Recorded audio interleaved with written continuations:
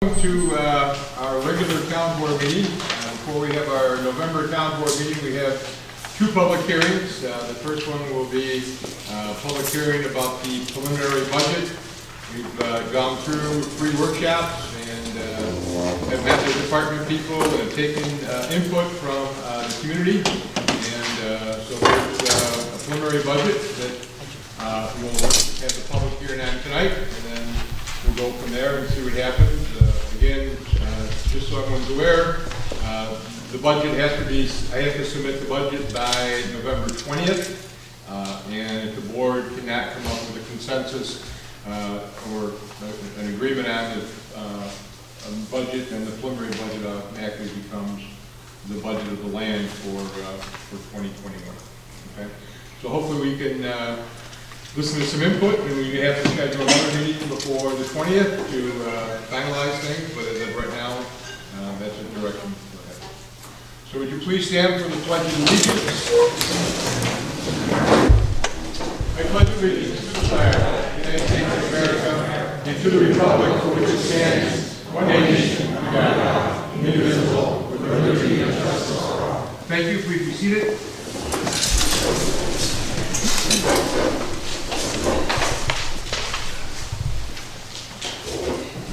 So some of the highlights with the preliminary budget from the tentative to the preliminary, we've added or reduced the amount of the town's contribution for health care from 90 to 85. We have a 1.3% raise in for employees. We've made some staff cuttings. We've realized about an 8.5% decrease in spending. At this point, we've decided to supplement the operating budget with landfill revenue, part of it. Just so the board's aware, if you've looked over your preliminary budget, I had Bev add $300,000 into the preliminary budget from the tax stabilization fund, which is about $1.9 million today, with the $300,000 in that going to the budget. Obviously, it'll be $300,000 less, and there would be less revenue from the landfill, which would go into the reserve at the point. Okay. With that, we have 3 people that would like to speak tonight about the budget, and first on the list would be Greg Lazaro. Greg?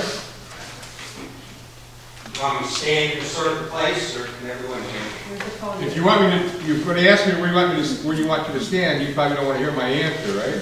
Yeah, that's fine. I'm always kidding. You can stand. Come on up here so everybody can see and hear you. We have a podium. Oh, there's a podium right there. Who knew? Did I make a motion to open the fight? Bobby did? I make a motion that we open the public hearing on the budget. Can I have a second, please? Second. All in favor? Aye. All right, we're open. Thank you, Mr. Supervisor, and thank you, members of the Town Council, for allowing me to speak. After 250 years of an experiment in democracy, our republic is failing. It is failing because of 3 failed to listen. You need to sit down and negotiate matters that will affect Seneca Falls for the long term. Contentiousness and belligerent behavior does not solve problems. Negotiation does. On budget issues, you need a long-term plan for the future of Seneca Falls. Lost revenue and lawsuits are not a way to solve problems. We need to have a strategic look at Seneca Falls personnel. Getting into a little deeper on that, we do have 4 politicians who run for office. 8 politicians who run for office, I'm sorry. And then they are given authority. Once elected, that authority needs to be combined, and then all the office personnel can be cross-trained, and the political hires will work for the town and not the entity that they are predominantly assigned to. We need to have a plan on how and when to decrease staff and avoid layoffs at all costs. Attrition can be used if all are working for the best future of Seneca Falls. What is that future? It's up to you guys. with our input to come up with that. And I hope and pray that all of you can come up with a good plan. Now I'll tell the story later. When I was at the first budget hearing, I asked, what was the retail value of an automobile? There was assigned to a department. I was told it did not matter because the vehicle was leased. I thought about that. I didn't debate the situation that night, but I just want to state a point. Logic states that the higher the cost of the vehicle, the more expensive the lease will be. So it will affect the budget.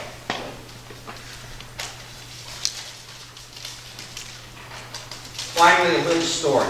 Back in the 1970s, I was invited to a wedding in Vermont.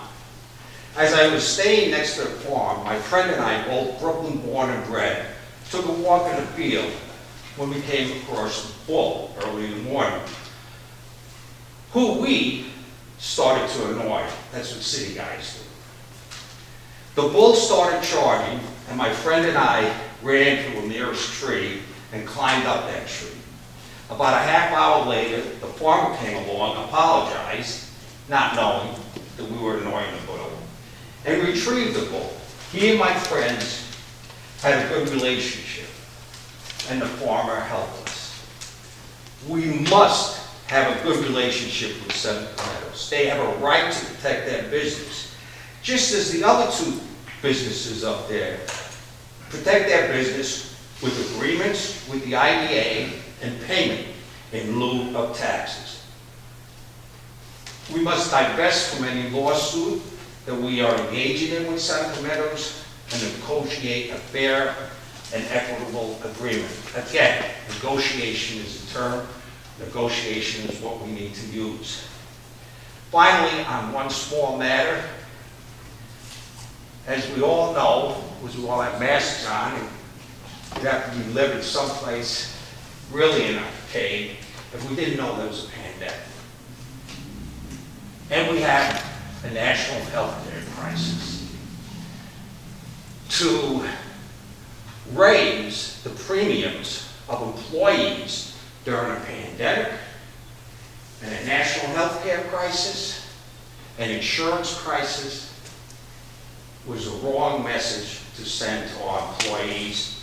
And I wish and hope that all of you, and many of you, have good health insurance plans or had good health insurance plans, because I negotiated a health insurance plan with another entity here in Seneca Falls in a former life. You all want health insurance.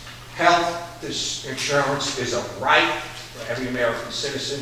We shouldn't, at this time, be raising the premiums from 10 to 15%. And I don't know if I'm right or wrong on this issue, but most of the time, the premiums go up each year because the cost of health insurance goes up each year. So not only, if they had to pay 10%, they would pay more than last year anyhow. But now they're paying 15% on top of that cost increase, if there is a cost increase. I can't say if there is or isn't, but in years past, there have been. Thank you for your time. Hang on for 1 second, okay? So, there is an increase in health insurance. Yes. Okay? And just so the record's straight, nobody's eliminating anybody's health insurance. I understand that. Okay, so Yeah. it's not being eliminated in the middle of a pandemic or a national health care crisis. It's not being eliminated. It's asking for a little bit more of a contribution, okay? Yeah, and that's we are the highest municipal government in Seneca County and in Ontario County that pays for health insurance for their employees, okay? Second of all, it's my understanding the previous administration started the policy of leasing vehicles for the police department. The previous administration. Yes, we did. Okay, the previous one, okay? Long-term plan for the Seneca Falls. When I took office January 1st, I looked at all the drawers and I didn't see any long-term plan, okay? So the previous administration never had a long-term plan as well, okay? This administration will have a long-term plan, okay? And as far as the budget's concerned, you know, as your first year as a town supervisor is ongoing. It's a major learning curve. Just learning what the job entails and so forth, okay? I spent the entire year in the middle of a COVID crisis working on reducing costs, which we got down spending about 8%. There is absolutely no doubt that there needs to be a long-term economic plan for Seneca Falls, starting in January or February, looking at how spending can be cut moving forward. If that's what the people of Seneca Falls want, okay? If they want to cut services, that plan has to start. That process has to start in January or February. It can't start in October. I agree 100%. Okay? So when we talk about services, if the people of Seneca Falls don't want as many people plowing their roads, want to make sure their water and sewer keeps working, want to make sure they're protected, those are the only real cuts that we're going to get to where people want to be to eliminate landfill revenue. Okay? You can cut some money here and you can cut some money there, but to come up with $1.5 million, that's going to require cutting services. Okay? Okay. Thank you for your time. I agree with you 100%. Keep up the good work, Mr. Supervisor. Thank you for your service. Ms. Law.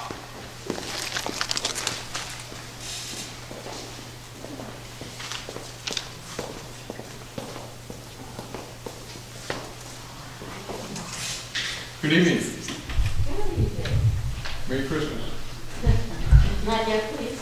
I'm going to read you a couple of quotes here from visitors who came to our museum recently. Never before did we think a pandemic would sweep the nation, and never before have bells ringing and good friends been more important. Thank you for the dreams. Second quote, thank you for this museum, so uplifting during this crisis.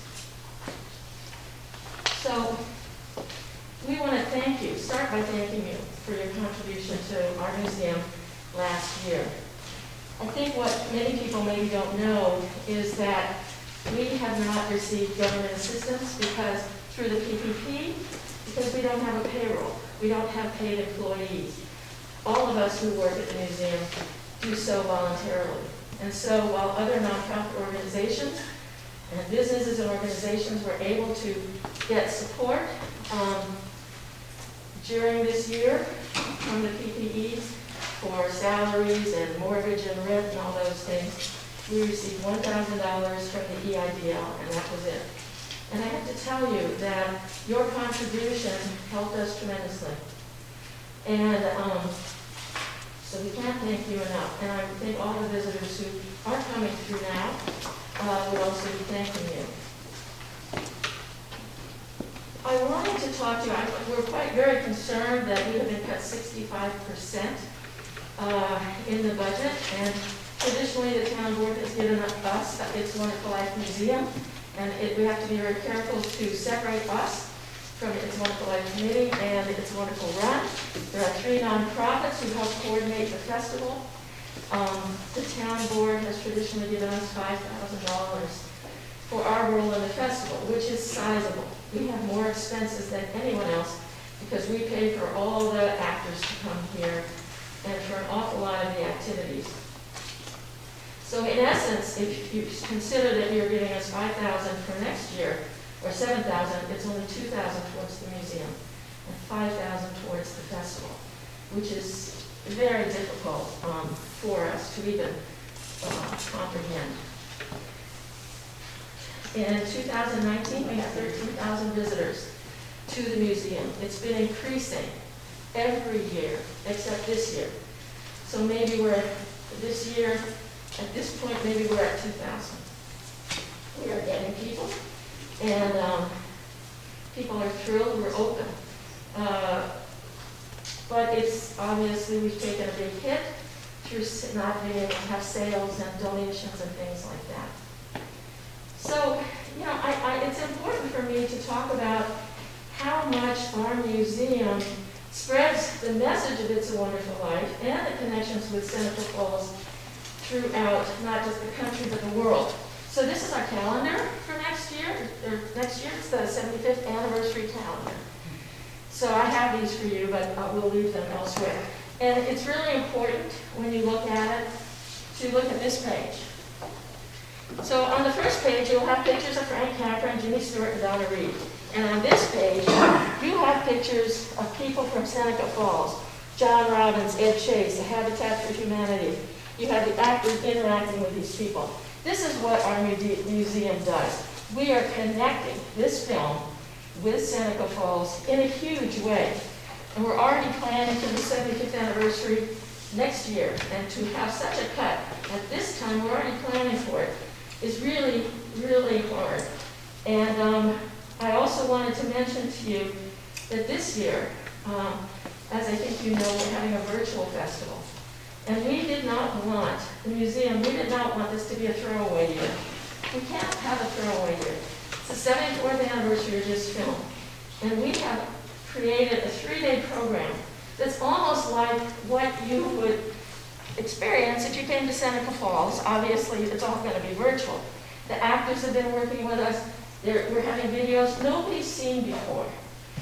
Brian Rohan, who plays George Bailey's, going to take people on a tour of sites in LA where the film was made. The Martini House, Beverly Hills High School. We're having that. We wouldn't have done that if it hadn't been for the need to do a virtual festival.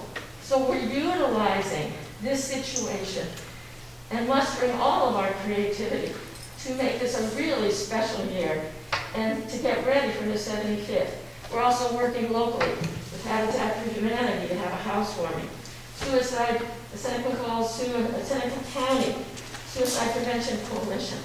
In the virtual festival, the programs that will be on our website.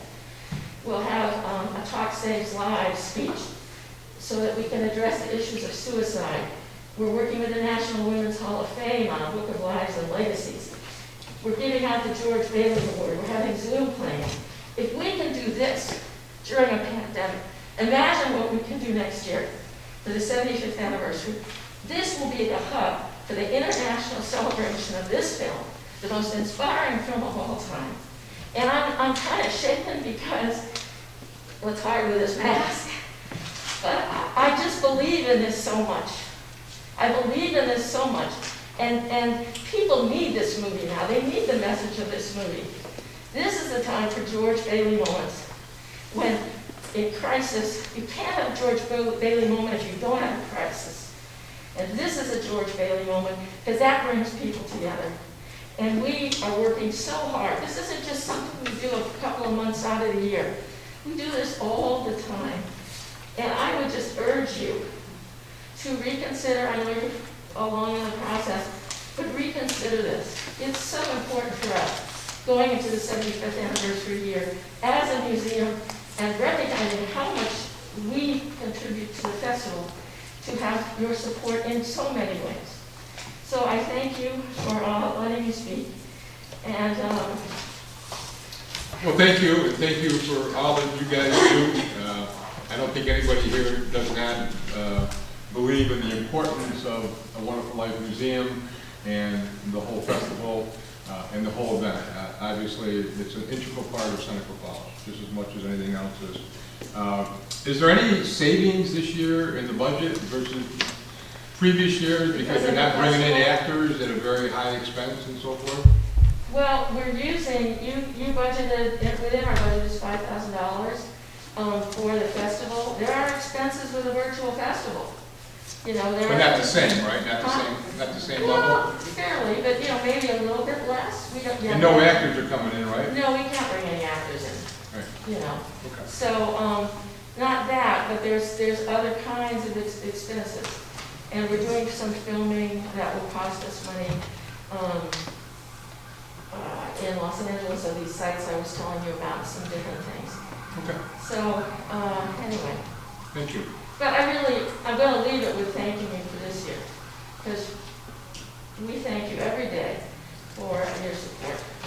We thank you every day. Okay, Director Gustino from the Visitor Center. How you feeling? Hanging in there. We got like 3-4 more months left. Oh, let's hope not. So Rhonda Destino from the Seneca Falls Visitor Center, now called the Seneca Falls Heritage and Tourism Center. Due to the pandemic, we have many supporters that did not necessarily feel comfortable coming to the public meeting tonight, but wrote to all of you as their representatives over the last week to express their support of the vision and the direction of where we're headed as the town's visitor center. Many had asked me for an update after last week's budget workshop, and still at that point in conversation, they had still wanted to support that number of 120 instead of 108. But many of their messages were just about expressing gratitude that you are supporting a commitment to this entity in any capacity and seeing that it is run the most effectively as it can be for all of us in the town of Seneca Falls. So I'm here in person to represent those supportive taxpayers who wrote to you to thank you for your consideration, but also for hearing them out. I heard back from everyone that they heard back from all of you, and that was amazing, and they liked being a part of that process. You have heard from me a lot, with all sorts of details, and I also wanted to thank you for your support and your questions that you've had. And this work of tourism is such a huge asset to this town. At the budget hearing last week, we had kind of talked about that, about revenue streams or where this could help our town. So as we know, travel and tourism is a substantial and growing component of the New York State economy. Prior to the pandemic, direct tourism spending of over $71 billion generated almost $115 billion in total business sales, including indirect and direct impacts for the Finger Lakes region. And as I mentioned last week, we are working with the Chamber of trying to see where that falls in Seneca County as well as Seneca Falls specifically. And this year, the data would not be very helpful in 2020 to make sure that we're looking at the tourism dollar, that return on investment. But I did want to share that New York State tourism at that time, before the pandemic, generated $8.9 billion in state and local taxes in 2019, saving each New York State household an average of $1,221 in taxes. So we find ourselves in the seat to hopefully help our local economy bounce back after the pandemic's consequences through directing visitors to as much as we can, providing them as much of a wonderful experience as we can, and directing them also to nearby tourist options where they will spend money locally. So thank you again for all your work and support of our tourism-based organization. Okay, thanks, Miranda. Okay, there's no other comments or people for public comment? Hi. Can I speak, please? Let's see, what's your name? Marquis Pitter. I don't see Marquis Pitter. I have a hard one for I raised my hand too. Is that okay? No, I'm sorry, I didn't know there was a sign up sheet. that's all right, no problem. You have to have one legally, that was important tonight. Okay, I won't talk for very long. You can talk as long as you want. Just remember, your poor kids in physics class. So, my name is Barb Reese, and I've lived in Seneca Falls for 20 years. And I serve the town on the Waste Management Advisory Committee. I want to thank you for the opportunity for letting me speak tonight. I attended the town budget meeting last week, and I listened to concerns. I listened to cuts being made and trying to figure out where we could save some money to balance the 2021 budget. And after, I did not speak last week, but I didn't want to miss the chance to express my concerns. So I did send you all a letter, and I want to thank you for responding to me through email.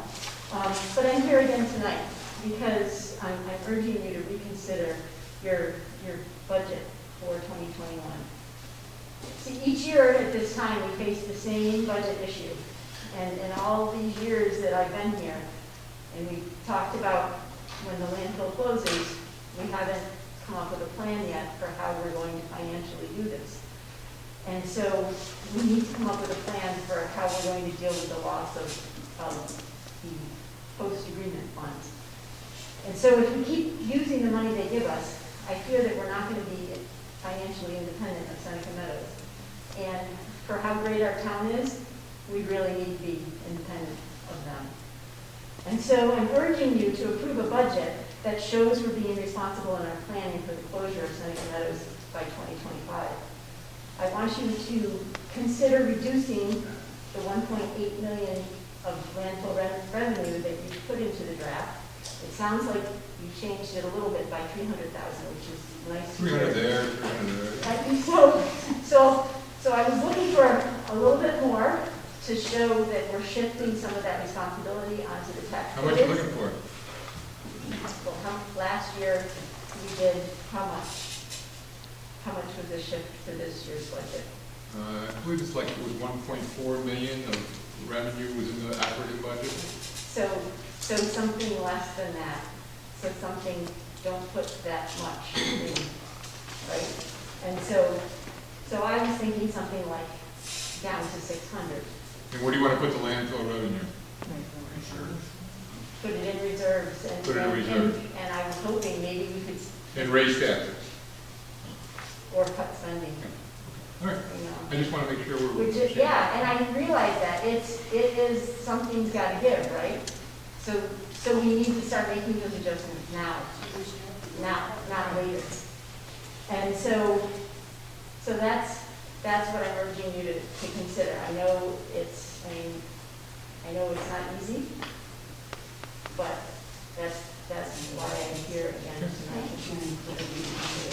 And I think you agree that it's a two-pronged approach as far as the revenue part of it, but it also has to be the approach that everybody keeps neglecting is the environmental issue as well. Okay? So a lot of work has to be done on the environmental side as well as the budgetary side, right? Would you agree with that? And my expertise is more the environmental side. I have committed, and I am committed to doing what I can. To the environmental For side. the environmental side. Which has been, nothing, that's been kicked down the road forever as well, and it's still being kicked down the road, right? So we're supposed to be working on a plan of where is our garbage gonna go? Nobody's told me that yet. We're supposed to be working on a plan, do we need a transfer station? We're supposed to work on a plan of what's the economic impact of all Have you that. asked your county supervisors for support of a local solid waste management? I've asked them for 3 months, and Okay. apparently it's the same story that's been going on for the last 20 years, okay? So I'm not gonna hang my hat on the county coming up with a plan. But it should- I'm worried about Seneca Falls, that's what I'm worried about, Me too. you know what I'm saying? So am I excited about the fact that there's gonna be a county comprehensive plan? I don't think that's gonna happen, okay? I just don't think there's any motivation for people. As I said, they've been kicking around for a very, very long time. So you don't think they're going to come up with a local solid waste management plan? Well, Again, I'm not gonna it hang, personally, I don't wanna hang my hat on that. I've been to way too many county meetings already, I don't wanna hang my hat on that. Until we have a plan, Seneca Meadows will own this town, and I do not want to see that happen. So as I'm saying, so that's what I'm trying to emphasize, we need a two-pronged attack, because there has to be environmental stuff that we have to focus on as well. And I know I'm here you, to help you. I know. I'm here. Okay. And I'm doing what I can. I've been doing it on a small scale with the school district. Yep. And I've been trying to get something going with the town, and was told the code wouldn't allow me to do a food waste drop-off site last year. So I've been trying, I'm looking for help in that way. Well, we're there, I mean, we had some resources, I introduced you to some resources, and it's time to start, making some decisions, coming back to the board with recommendations, saying, we should be doing this, we should be doing that. Now's the time to do those things, okay? There's all kinds of grant money available. We do have some resources to move us into post-landfill. We should be taking advantage of it, right? Agreed. Okay, thanks. Let's do this. Thank you. Thanks for speaking. Thanks. Okay, Mr. Jennifer, you have 33 seconds, starting now. Try my best. 31. Thanks for the coffee. Well, thank you, Supervisor Ferraro, members of the board. Hope hope everyone can hear me with my mask on. I'm here tonight, again, on behalf of the Bonifiglia family, Bonadent, and as well as on behalf of members of Responsible Solutions for Seneca Falls. All of whom would have liked to express this shared sentiment as it relates to the 2021 budget. As a community, we voted that Local Law 3 be upheld to ensure the 2025 closure of the landfill. By 2025, the landfill will likely exceed 74 million tons of trash. Please understand that as a community, we don't want garbage casting a shadow on our true resources. Places like the downtown business district, our tourism, wine trails, It's a Wonderful Life, the George Bailey Bridge, the Women's Hall of Fame, the Women's National Historic Park, and many others. Of course, we recognize the landfill's current financial contributions to our community are significant, as they should be. It's $1 billion industry, trash. We are housing 60 million tons of that trash. I spent time, a lot of time, evaluating other municipality budgets in comparisons to Seneca Falls, most of whom operate with zero revenue from an existing landfill. Proof that Seneca Falls can exist without this revenue. As members of the town board, families are relying on your ability to make the tough decisions that are going to not only take care of them today, but ensure that their lives are safe and secure for the years to come. We talked about kicking the can down the road with the environmental, and I hope we don't kick the can down the road with the economic. We need to wean off this revenue. Please listen to your citizens.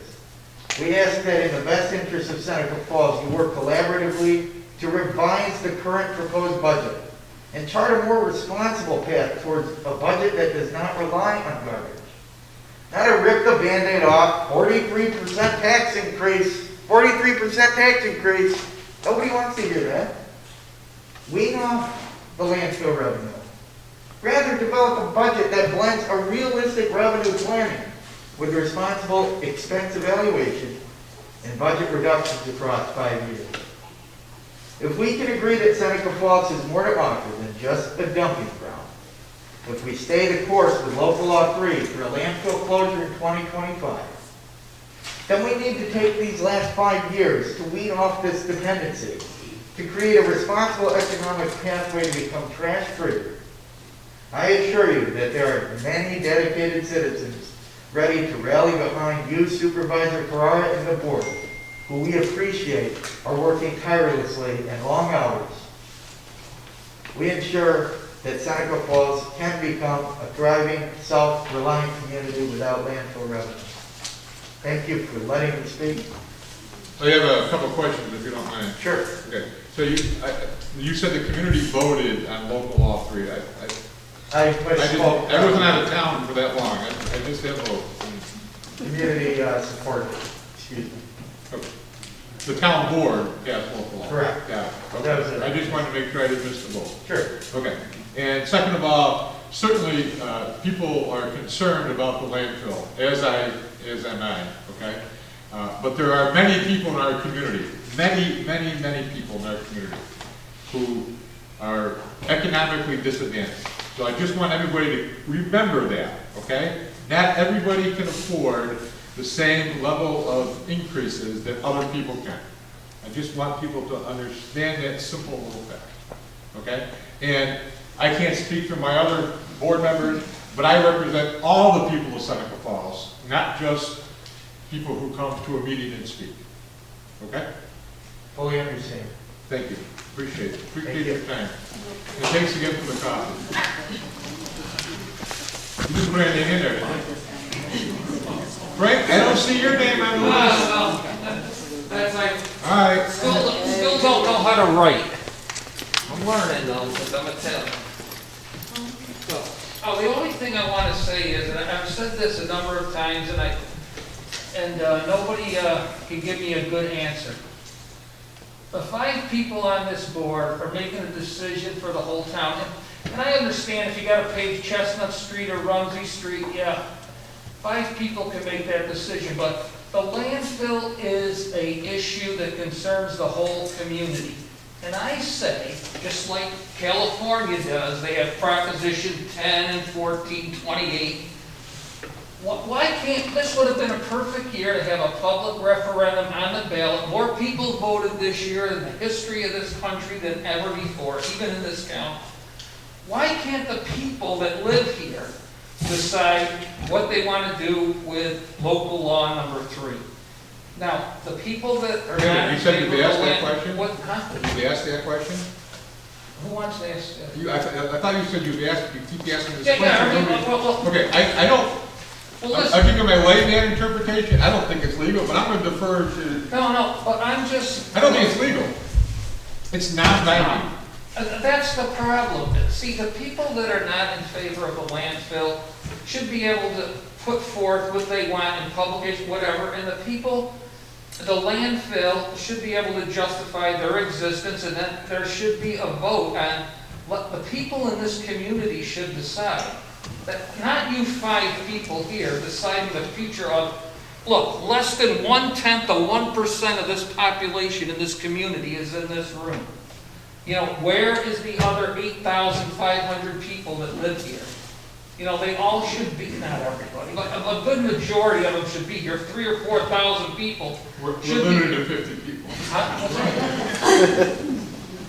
But I'm just saying, I don't want to see the taxes go up 43%. That's ridiculous.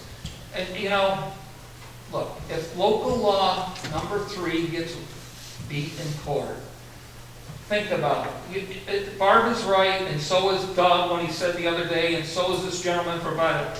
We've got to have a plan, because in 2025, there is not going to be any host agreement, whether the landfill is there or not. If they get permitted by DEC, which I hate to say this, is a lot more powerful than the town of Seneca Falls board, the state of New York. What's going to happen is the landfill is not going to do a host agreement with Seneca Falls. So yeah, it's imperative that we start planning, because there isn't going to be any money in 2025, one way or the other.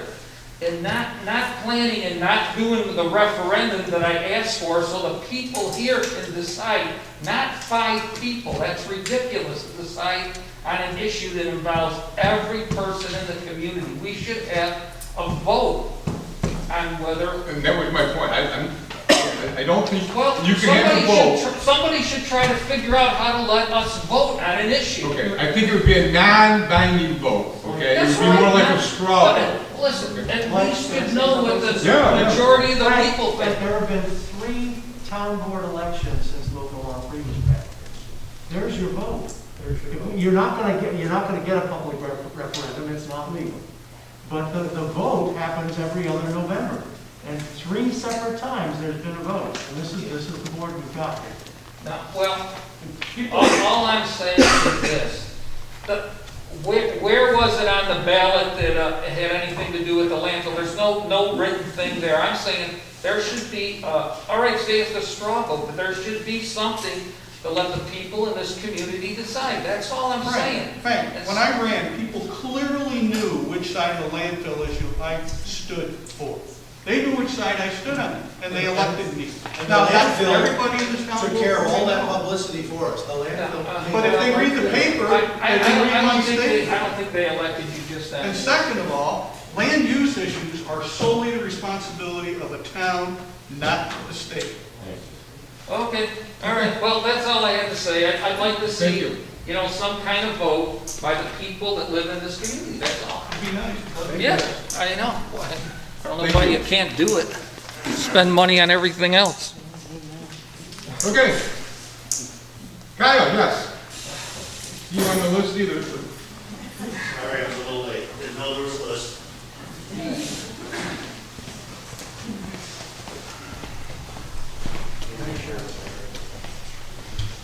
So, thank you for allowing me to speak.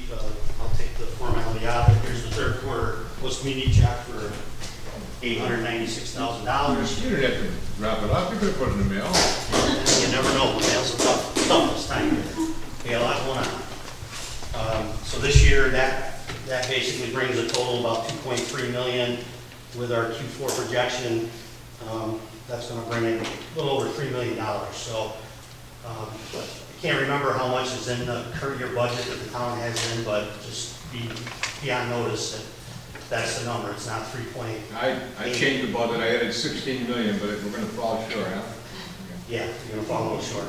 But, given the fact that we were in essential, and continue to be in essential service, we're still delivering that, tax revenue in town that helps keep the taxes down in town, hands down. So, in regards to this year's budget, how much total monies are placed in the budget, both in operating expenses and reserves? Are you talking about landfill revenue? Yeah. Under the preliminary budget, about 1.5 million is going into the operating budget, and the rest is going into reserve. What's that total, is what I'm I asking. think we budgeted 3.3, I think we budgeted 3.3. Well, that number, that number's high, I'm gonna tell you right now. So, again, hate to see you come up short, giving the board a little bit of history. Back in 2015, the board had over budgeted and, then was not very happy with us because basically stated we didn't deliver the amount of money. And, I think David remembers this. There was an average number taken instead of a communication. Our agreement with the town is a revenue share. So it's very important that fluid communication happens, especially this time of year in the budget and the money we're putting in. So since I haven't had any communication from the town asking me how much money is going to be, it's about $3 million next year. Right now is what our budget looks like. It won't impact our budget if we move forward with the preliminary budget. 1.5 is an operating, okay? Yeah, you're right, I didn't communicate, you're absolutely right. But 1.5 is an operating, the rest is in reserve. Right, but that's It's not a matter of budgeting out of the reserves. well, but that money's still going in reserve, so it That's still cool. has a line item that says this much is going to go in. Right. So I'm just trying to make Well, sure you we have are the most forced accurate by information. law to allocate the revenue, Right, okay? right. So That's that's my why point. it's there. That's my point. I'm just trying to give you that's the number this year. This year, the number is about the same number year over year. That's just the reality of the post-pandemic, essential work that we do. So I just want to make sure you have the right number, so there's not a, Well, you can't give me a number, right? yeah, I can give you a You can budget give me a number. 2021 number? I'm giving you a 2021 budget number, just like your budget. Yeah, your budget is $3 million, but you can't guarantee that, right? Just like you can't guarantee what you said this year, right?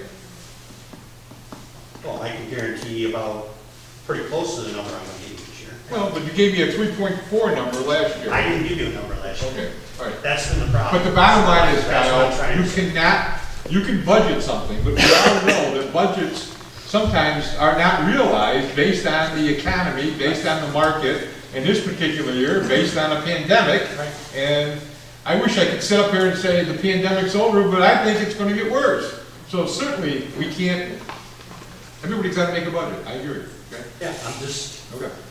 conveying information, like I come to the meetings. and try to- Information is good. So, that's, Okay. I just want to make sure you understood that's the budget number that we anticipate contributing to Seneca Falls next year. Total. Perfect, thank you. Thank you. Thanks, Tom. Thank you. You're welcome. Okay.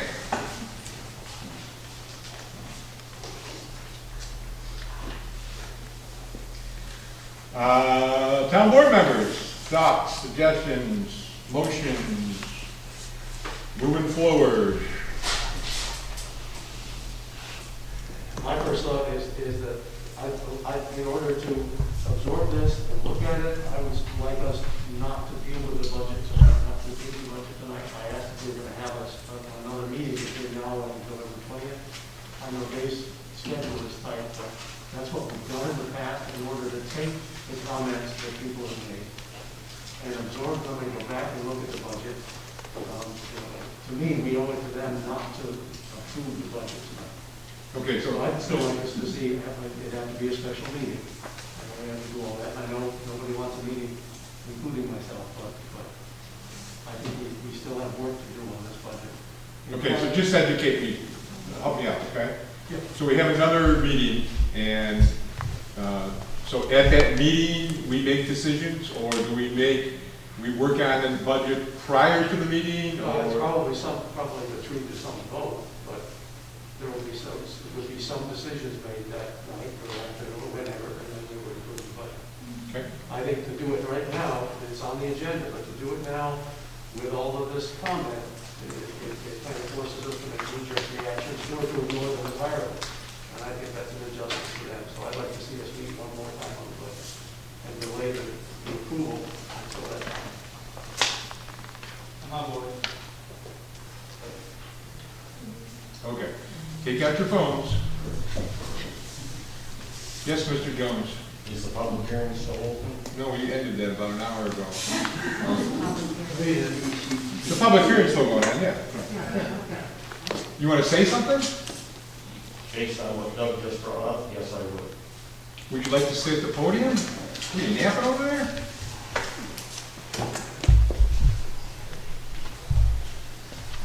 First of all, Mike Farrar and Brad Jones are very close friends. But I've got to be honest with you, Mike. Your rudeness this evening is so evident. This is a board of 5, not a board of 1. Calm down. Public hearing is for the voice of the taxpayer, not the voice of the town supervisor. I'm telling you that as a friend, and you'll be a friend tomorrow. I want to send an accolade to Doug for saying tonight's not tonight to pass the budget. There wasn't even a notice in the Finger Lakes Times, the official public paper, that the public hearing is even being held this evening. Let's put that aside. But I'm going to tell you, public hearings for the taxpayer, Right, not the town supervisor. I understand that. You've been saying it all night. I can't ask questions when people come up and speak publicly, so I can become informed? Now, you just made an accusation that you're 100% sure that the public notice is not in the newspaper? Tell you what, I didn't see it. Did anybody see it in the paper? Yes. Anybody look for it? Brad, Okay. it was in last My point. Thursday's paper. I put it in. Brad, I just don't want to, I don't want people. Okay, I don't want to let's put accuse that people. aside. Okay, I'm here to offer my services, and I think some people spoke this evening, one in particular, Mark. You have people as taxpayers that can come up with the cuts of $1.4 million this year. Don't kick the can down the road again. I'll offer my services along with your board members to come up with sufficient cuts. 3 workshops, and what did you come up with for a cut on $14 million? Less than $100,000? You kick the can down the road. Thank no, you. wait, can I ask a question? I know, Public hearing is for the taxpayer. yeah, it's public hearing. I don't think anybody in this room other than you feel that I didn't give anybody, but I'm going to ask questions, okay? Just so everyone knows that after the last public hearing meeting, I reached out to you and said, okay, Brad, meet me in my office at 9 o'clock in the morning and we'll start working on the $1.4 million. And what did you do? Came down to your place for a cup of coffee. And you didn't come to my office to start helping me. Oh, all right, so I would just, think you would want to get input from your other board members. I would say, Mike, you have people in this audience willing to help cut $1.4 million. Everybody's talking you and about- I will disagree till the cows come home. You can't cut $1.4 million out of this So budget. don't have any. Without- Seriously, Wait a minute. no, you just said you can't cut 1.4 million, don't have any of us doing it. I said out of this budget, at this particular time, without, you didn't let me finish, without cutting services. That's what I was going to say, okay? That's what I was going to say. You cut me off without cutting services. And as I said publicly, and I said to people who've written me emails, we need to start planning for 2022 in January. And I will put together a group of people to help with that planning, okay? My first year was a very trying learning curve year, okay? On top of all that, I still went through and made significant cuts, okay? Okay. Friend to friend, rudeness is quite evident this evening. That's your perspective, not mine. Okay. Okay. That's my personality. Okay. So, calendars.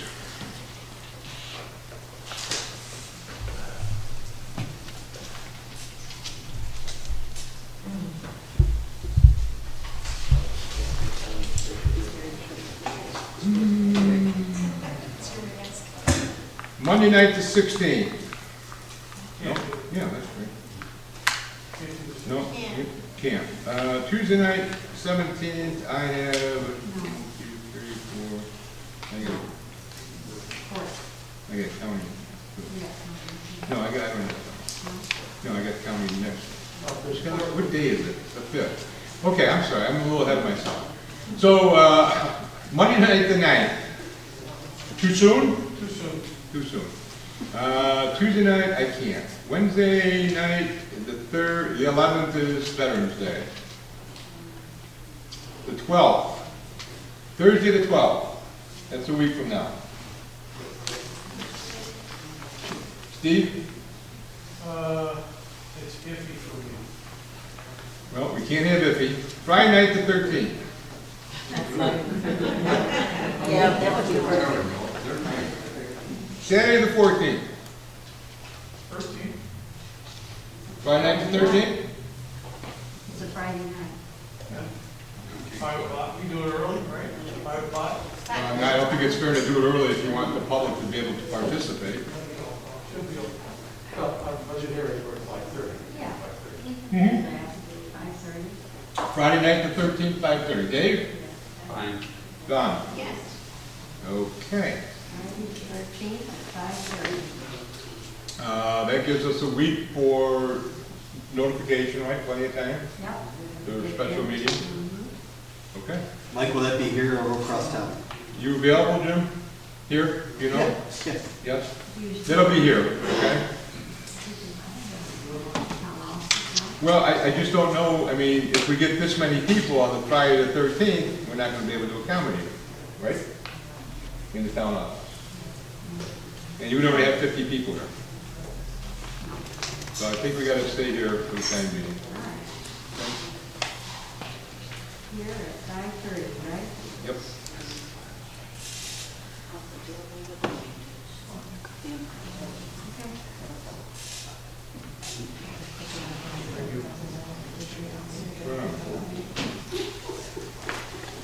Okay. Have a motion to end the public hearing on the tentative budget. All in favor? Aye. Anybody opposed? Thank you.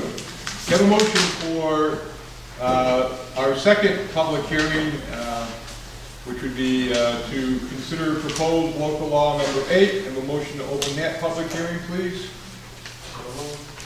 Second? Thank you. All in favor? Aye. Thank you. This is a public hearing. If you remember, a few budget workshops ago, we made sure that we were covering our tracks. So we have proposed local law number 8, which would allow us to override the state's tax limit levy type of thing. And right now, obviously, in the preliminary budget, we're not even close to that. But between now and the adopted budget, things might happen. So that's what the purpose of this is.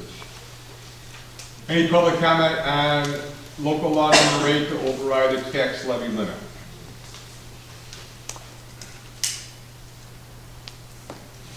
Okay. Can I have a motion to end the public hearing on local law number 8? I'll make a motion. Thank you. Second? Second. Thank you. All in favor? Aye. Okay.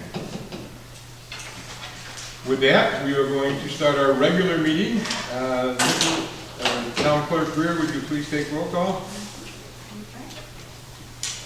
Mike Farrar, Present. Doug Avery. Present. John Dyson. Here. Steve Churchill. Here. Dave DeLuis. Here. Thank you. Would you please stand for the Pledge of Allegiance in a moment of silence? I pledge allegiance to the flag of the United States of America and to the republic for which it stands, one nation, under God, indivisible, with liberty and justice for all.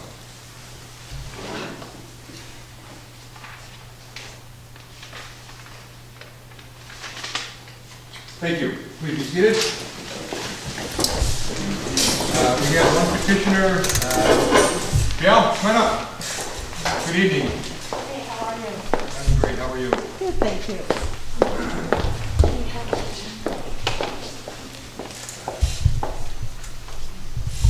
Any idea what I want to talk about? I'm just stretching my knee. I'm sorry. Well, on behalf of the Seneca Falls Environmental Action Committee, I'm here to address our concern that Seneca Meadows continues to operate illegally in Seneca Falls. As I've previously addressed, SMI is currently in violation of both Seneca Falls Town Code and New York State Code, along with our host agreement, by allowing noxious odors to leave its property. Seneca Falls Town Code states, "No use within any district shall emit an odor that is unreasonably offensive as measured at the property line." New York State Code states that no person shall cause or allow emissions of air contaminants to the outdoor atmosphere of such quantity, characteristic, or duration which are injurious to human, plant, or animal life, or property, or which unreasonably interfere with the comfortable enjoyment of property.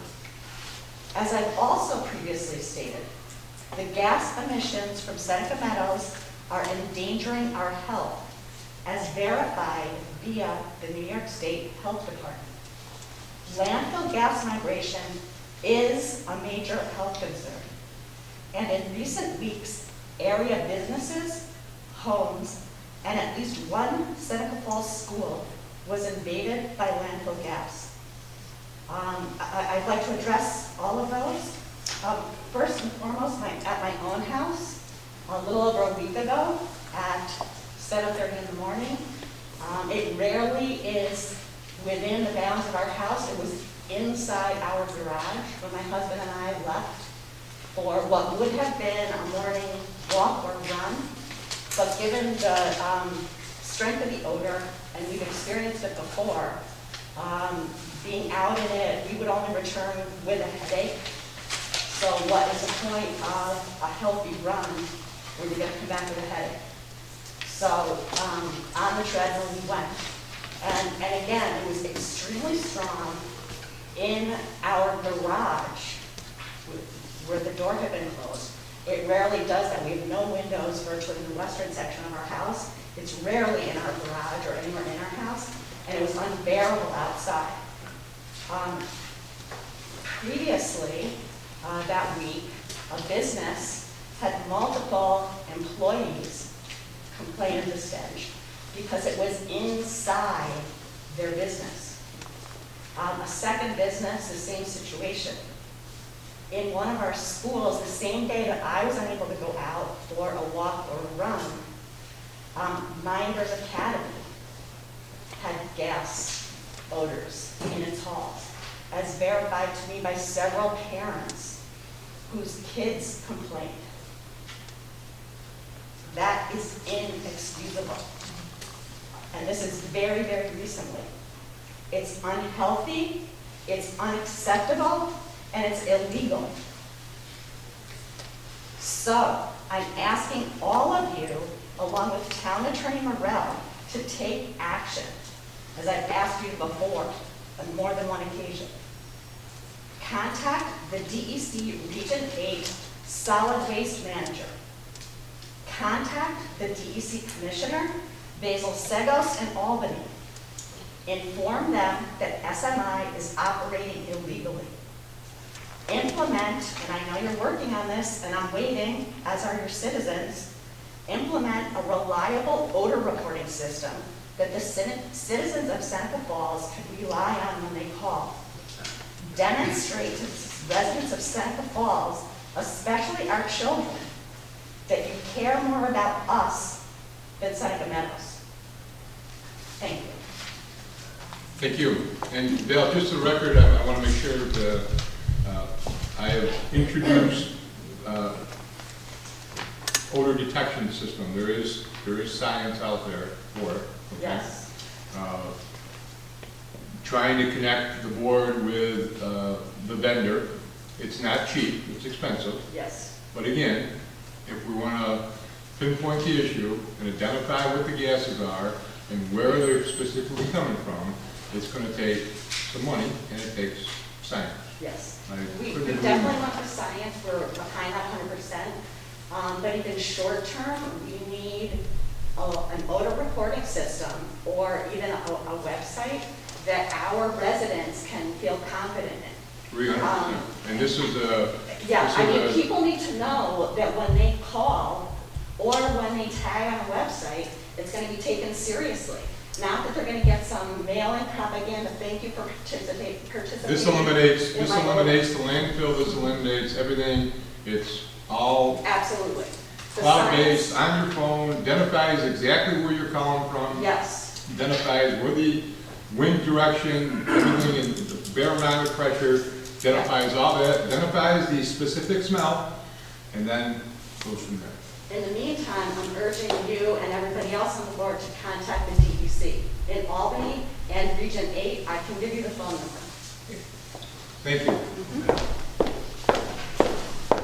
Okay, we have no other petitioners on the agenda. Jim, you want to speak? No, I'm gonna move this. All right, with that, I need a motion to approve the minutes from the public hearing meeting on October 1st. Make a motion. Thank you. Second? Anybody, all in favor? Aye? Aye. Thank you. Motion to approve the minutes from the budget workshop on October 6th, 2020. Thank you. All in favor? Aye. Motion for the minutes to be approved from the October 19th special meeting. I make a motion. All in favor? Thank you. And finally, motion for approval of the special meeting and budget workshop meeting on October Seconded. 20th or 26th? 20th, okay. We don't have the 26th, right? Okay, and motion, Doug or Dave, okay, all in favor? Aye. All right, thank you. This time, we'll take a look at, well, before I go into that, there's a couple of things I want to just, we had some questions that we've been working on the answers. And first of all, I want to thank Seneca Falls School District, their bus garage, a gentleman by the name of Chad Burnham, who helped out our staff, a couple of our staff people at no expense to get their CDL license. So I want to thank the district and Superintendent Klingerman for helping out. Dave, you were wondering about the Dow contract. There's one more year left on that. Steve, I'm sorry, you were wondering about that. Doug, you were wondering about other communities charging for boating. And based on what we found out, they're not. Okay? Mike, if I could jump in, we're also doing that research and we've been working with the canal system and we're putting together a spreadsheet for you all. There's minimal fees in some locations. And then to clear up something that we were talking about the last budget meeting, Brad, you were referring to municipalities should be paying for infrastructure charges, which is illegal because they're not part of our district. The users are part of our district. But just so everyone knows, we have 8 users on the 414 sewer line, and we have 3 users on the 318 sewer line, and that generates $250,000 a year for our water and sewer budget.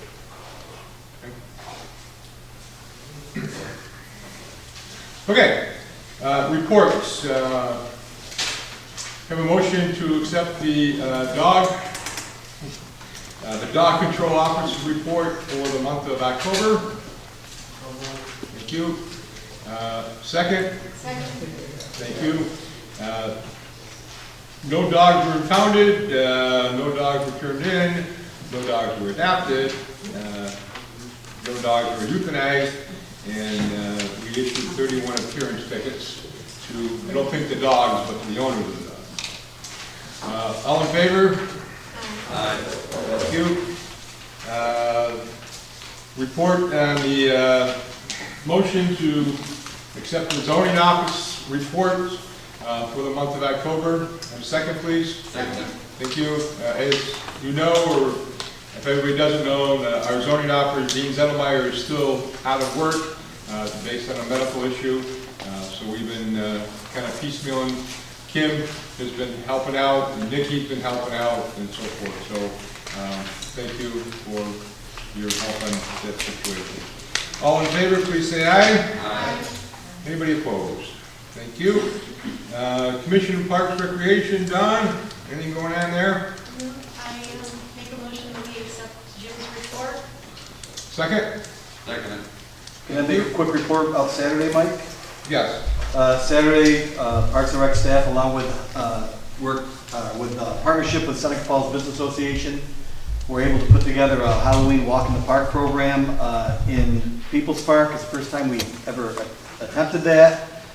Usually it's downtown, but many of the businesses, as well as here, because they come here, the kids after, all felt uncomfortable with the pandemic of having kids inside and all kinds of parents inside.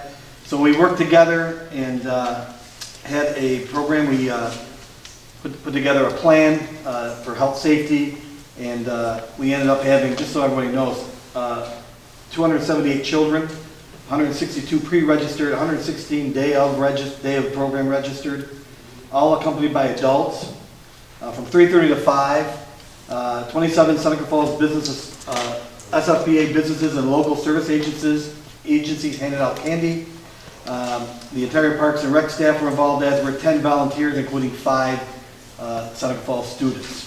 The program was great. We had a line up the sidewalk, then we worked to make sure they stayed 6 feet apart as best as possible, and everybody had a great time. We got a lot of great comments, a lot of thanks for the opportunity for kids to get their costumes on, and a lot of parents who did not feel they had to send their kids around to neighborhoods to get candy, where they literally walked out with bags half full of candy with 27 different vendors. And so I just wanted to thank SFBA, my staff, the volunteers, and of course the town board, who's allowing us to put together these programs as best we can in a really tough time.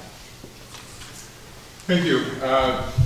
I don't know if people understand, but with the pandemic, there has to be, there's a COVID-19 crisis committee that I'm part of, that we meet.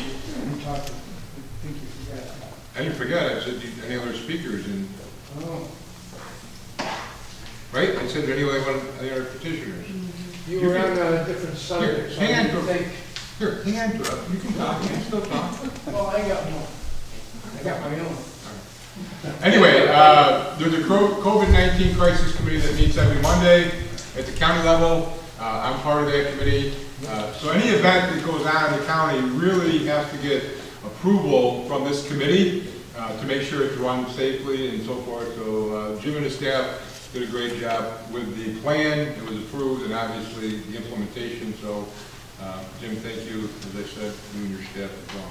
Thank you. While Jim is still up, as you spend the next 7-8 days about the budget, okay, Jim and myself and Aaron Pasalacqua met late last week to talk about Vince's Park, okay?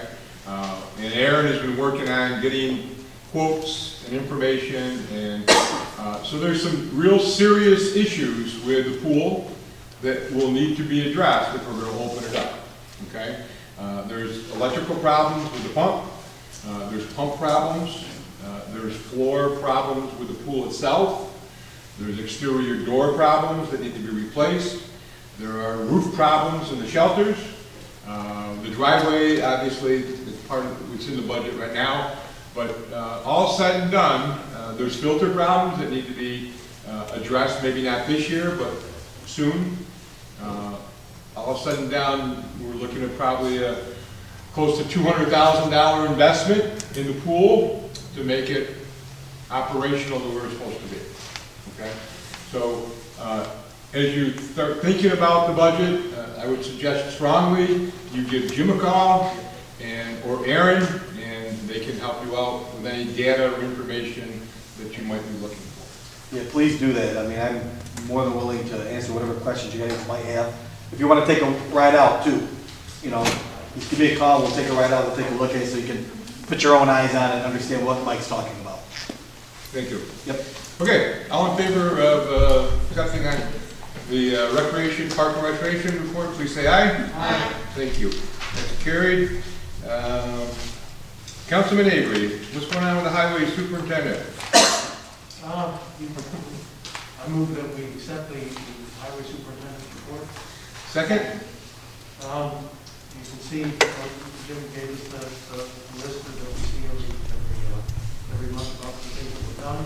I have two things that I would like to add, to have Jim embellish on. One is the leaf pickup that's coming up. Yes, November 16th, the leaf and brush only. And so you want everything on the curb the day before? Yes, Right? Monday, usually we can do it, we split the crews up, usually we can do it one day, so. So just notice you folks, spread the word. And then the other is as much police as highway, but parking restrictions of no more than in place for winter as of November 1st, right? November 1st, yes. Correct. So those are the two public notices that I wanted to add. Other than that, we're done. Could I add something real quick, Mike? I just want to thank Jim and his crew.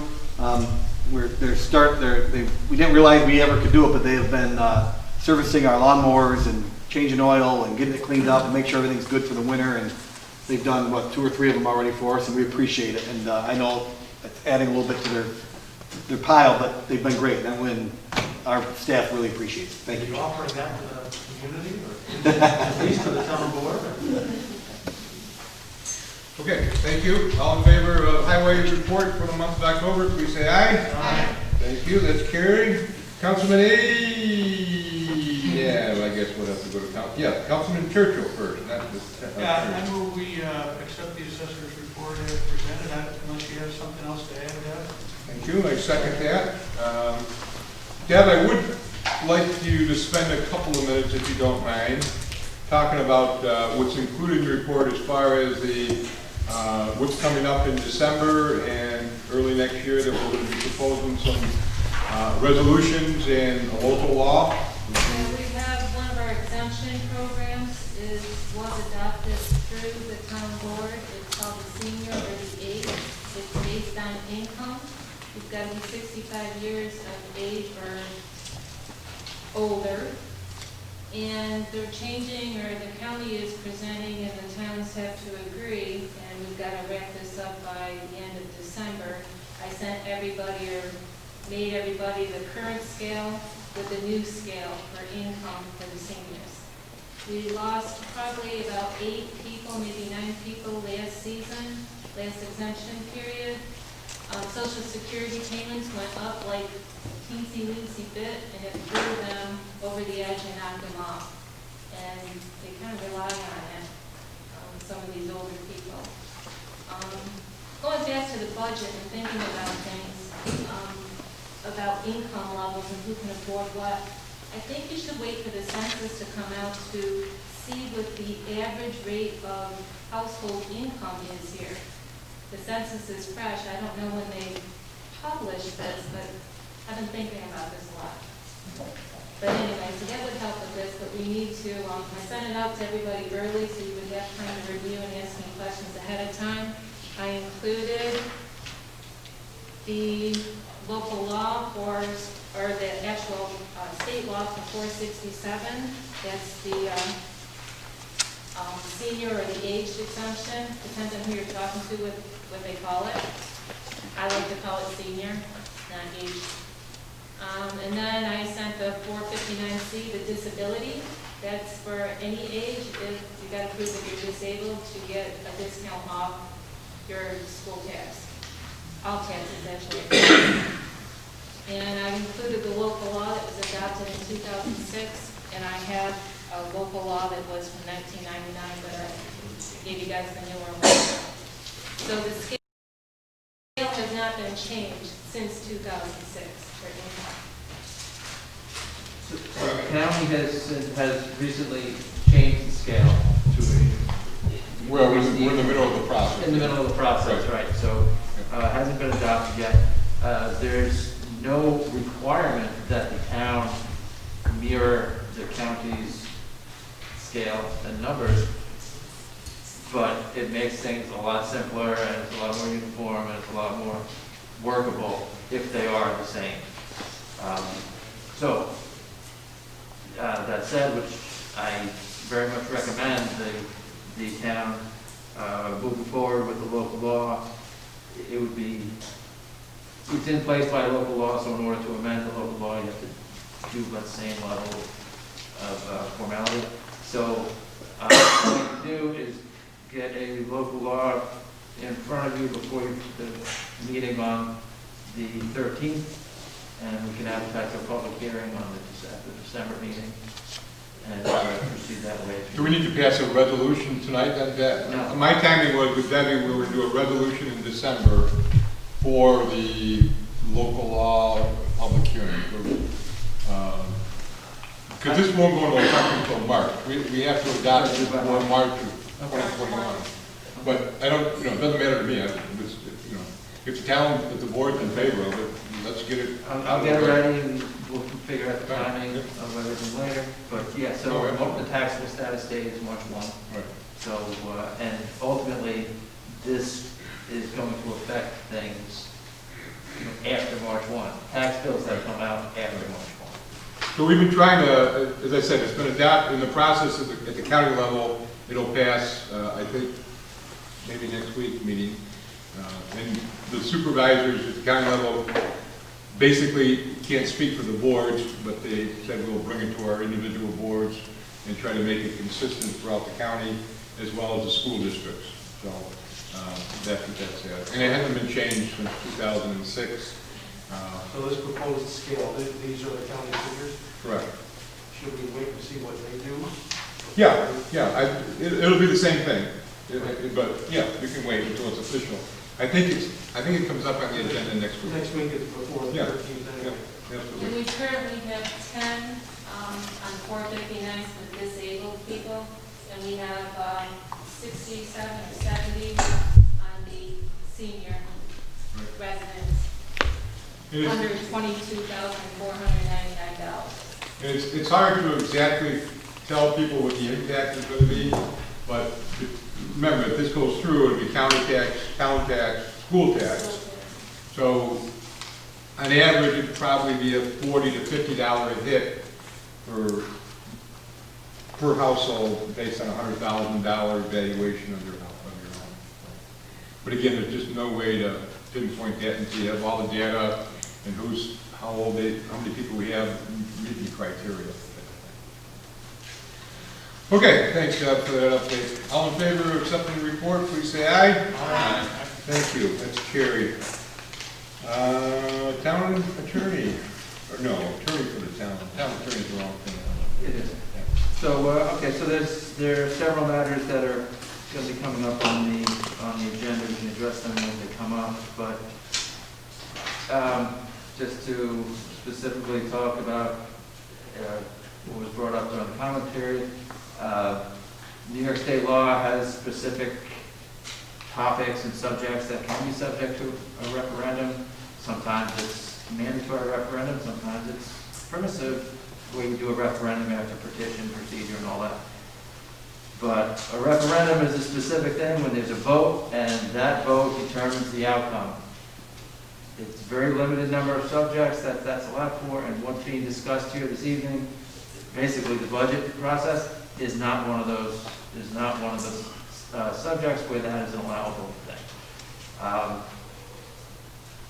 That said, so if the board or if the town or residents of the town wanted to engage in some type of straw poll or such, which has been done before on some other topics, but if you wanted to do that, that could be a good thing to get the gauge of what the community is thinking, but the outcome of that poll would not be binding on anybody. It would be for informational purposes only and wouldn't have the effect of forming policy directly. So that's what that situation is. And then otherwise, there's also a discussion of litigation, and right now, the town, there's 2 litigation matters that are ongoing. One relates to the local law that amended our traffic that relate to the parking regulations, and mostly involving, parts that's being litigated is mostly involving Bayer Street right now. So that's ongoing, and then there's another matter that's basically ongoing and involves a FOIL, a challenge to a FOIL request. And so that's ongoing, but those are the two litigation matters that are ongoing at this time. So, that's my report. And Ted, can you, are we all set with 65 or 115 Fall Street? Okay, so 115 Fall Street, the last month's meeting, the board did a resolution to accept a purchase offer on that property, and that is one of the topics that would be subject to a permissive referendum. The permissive referendum period has passed, and so Mrs. Greer, correct me if I'm wrong, but the town did not receive any petitions or anything challenging this purchase offer. So that time period has passed, so that acceptance of the purchase offer is now effective. And so we'll be working with the realtor and the buyer's attorneys, and that transfer can move forward. And you're going to take care of that, right? Yes. Thank you. Yeah. Okay. Councilman Avery, water and sewer.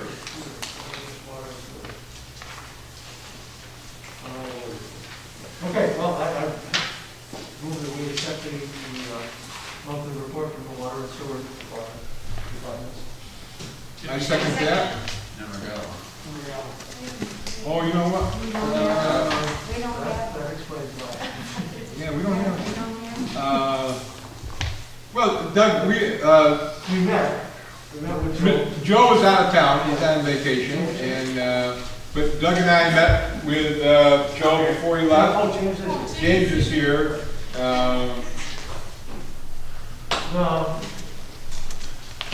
We've got a couple of things from Department of Judas to move forward on tonight.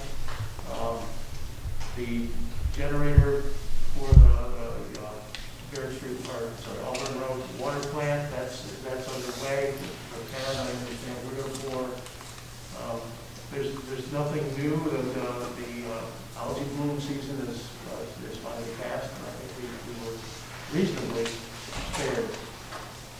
Yeah, it was coming into the facility, but our water plant was moving it, so we didn't have any issues this year. We did spend some more money on powder activated carbon despite it, but I don't think there's anything you can do about that right now. It's just inevitable. If you see the maps, I think the north end of the lake, they had quite a few.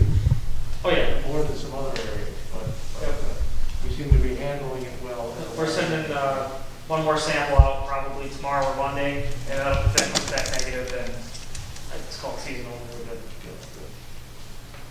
We're good. Okay, and then, I know, Peter, that's lined up for next Tuesday, we're meeting? Yeah, they're all, yeah. Tuesday morning, right? On the scale, yeah. Yeah, okay. So we'll be interviewing potential three clients, right, or three bidders. Okay. All right. Okay.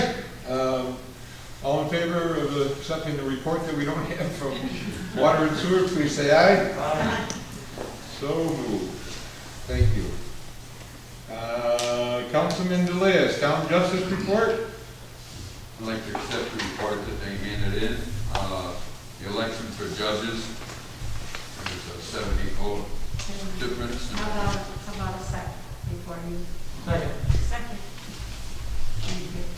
The election for judges, there was a 70-vote difference. They're working on the absentee ballots right now to decide who the judge is going to be. Wednesday's court, there was 61 cases. They were there for 5 hours and 21 minutes. It was a long one. Monday, they had 51 cases so far.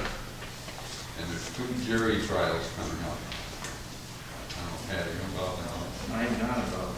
Okay. But there's 2 jury trials coming up. We're not,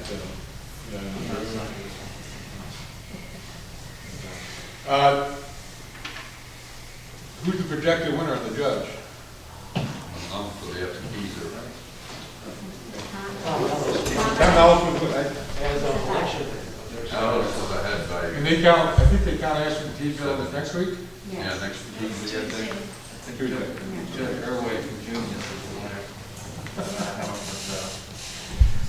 Because we have to, the new judge training, they got notification today. I think it starts December 2nd or 3rd, but I'll share that with you.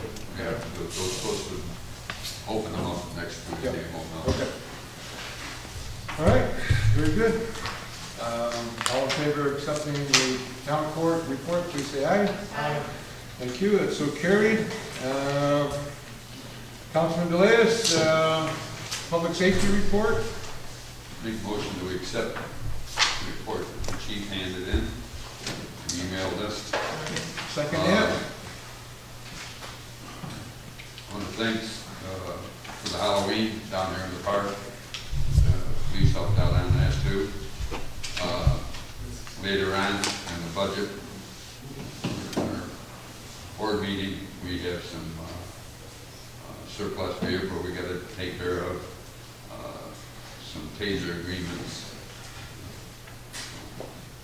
That's later in the meeting. Oh, I'm sorry. Later in the meeting. Okay.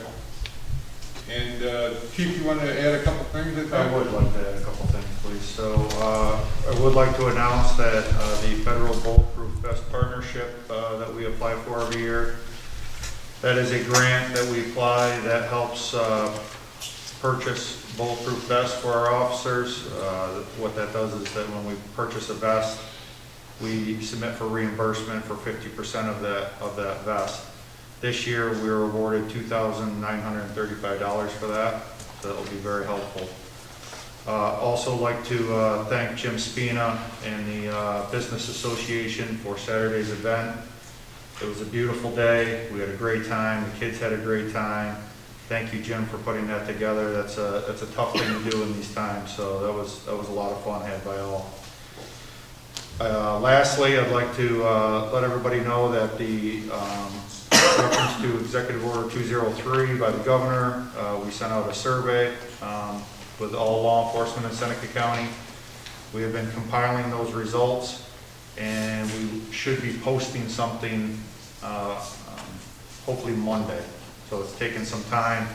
The process that we put the survey out with, because of some of the questions that we proposed, had to be written and not just like a 1 through 5 type scenario. So we had to compile a lot of data when it came back, which took us a little more time, but hopefully by Monday, end of business day Monday, we should have those results posted for everybody to see and read. And then we continue on with the executive order, which will be eventually, I'll have another public forum with our proposed plan. Nothing else?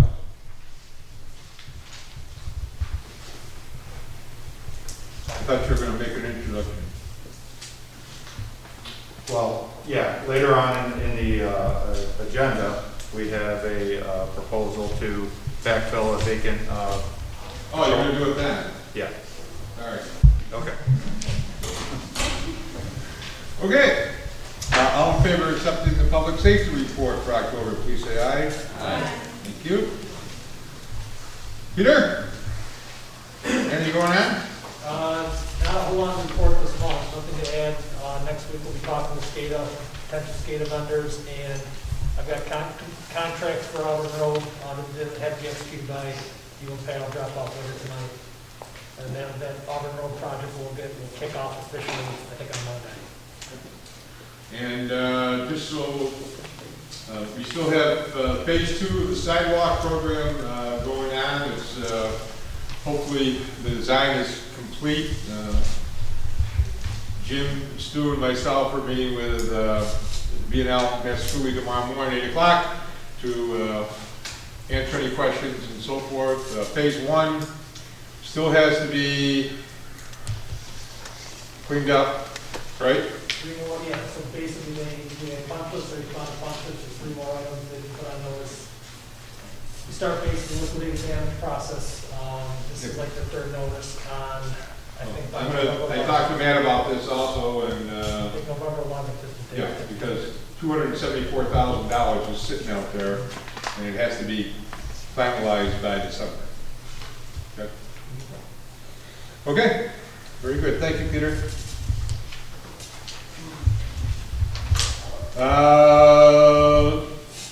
I make a motion, we accept MRB grant writing services for the month of October. Can I have a second, please? Second. Thank you. You saw their report. They continue to try to find resources. They've been working on trying to find some grants for Russville Cemetery for restoration. Not having much luck there. And we started the process of looking at our records problem again and trying to find some grants for digitalizing all of our records. It's an undaunting process. First of all, we have to identify what we have to keep and what we can recycle, and then go from there. So we're going to start that process with Nikki and my secretary, Kim, and maybe somebody else out of the town clerk's office, but I haven't told Nikki about yet, and hopefully have some initial meetings. Yeah, really. I'll tell you tomorrow, Friday. Okay. So, all in favor of accepting the October MRB report, please say aye. Aye. Thank you. I'd like to welcome a new business. I don't know how I got to this point, but anyway, I forgot to mention that earlier. Welcome a new business in Seneca Falls, Bear Donuts. If you opened up today, and family is Seneca Falls. The owner is Chris Wagner and his family. Chris is also the personnel director at the county level. You people that are old as I am, that used to be in the old Julio's grocery store back in the day. Anyway, we wish them the best of luck and welcome to our community. And we're going to be approving something down the road. So hopefully another on that same corner is going to be opening up very soon as well in the old Antonina's restaurant. So the old Sackett Street business district is picking back up. And hopefully with the DRI, we do some improvements for lighting and sidewalks, and hopefully we can revitalize and build some strong tax base in that area. Okay, Councilman Avery, SFDC. Yep, I make a motion that we accept the Seneca Falls Development Corporation report as submitted. Second. Thank you. Really, two things stick out, both things I've addressed previously. One is the DRI, no news, and no news is, not that no news is bad news, but no news is just frustratingly no good news either. We just haven't heard it, so we keep waiting for the state to give us back the final list of the projects that are going to move forward through that. And then the other thing I also addressed, I think last month, since we lost so much of the centennial year for the 19th Amendment, we're going to make a big effort to push that celebration into 2021, and hopefully we won't lose 2021 as well. So you're going to, when spring comes around, you'll see a banner over Fall Street and so on, and you may wonder what that was last year. We're going to try to push the celebration into a year where we can actually get together and celebrate. Okay, thank you. All in favor of accepting the report for the month of October for Development Corporation, please say aye. Aye. Thank you. Carried. Councilman Avery, while you have the floor, other committee reports. You got Waste Management Advisory Committee. Yeah, the Waste Management Advisory Committee met on October 13th. We had a special guest, Jacob Fox, who is sustainability and composting specialist, working among others in other municipalities, including the town of Geneva. And so it's part of what Supervisor Ferrara alluded to earlier on. It's about us making plans moving forward. Regardless of whether or not a landfill is still in existence, this is mostly about what we can do with our organic waste to limit disposing of it in a landfill anyway. So it was a great session. He's got some great ideas and some things that we can copy and initiate on our own, or we might choose to look at going with his company, his LLC, and have them manage it for us. But it was a very, very thought-provoking session for us about our future. Okay, thank you. And the Community Advisory Committee, looking at the feasibility of the town manager, continues to meet. They meet next week. And the Planning Zoning Citizen Group will be meeting next week also, as we continue to look at our zoning changes and so forth to put us in the 21st century. So those committees are working very hard with a lot of community input, so moving forward. Okay. Can I have a motion to accept the communications received and filed?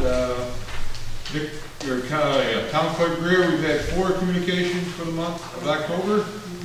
Okay. I make a motion to accept the communications. Have a second, please.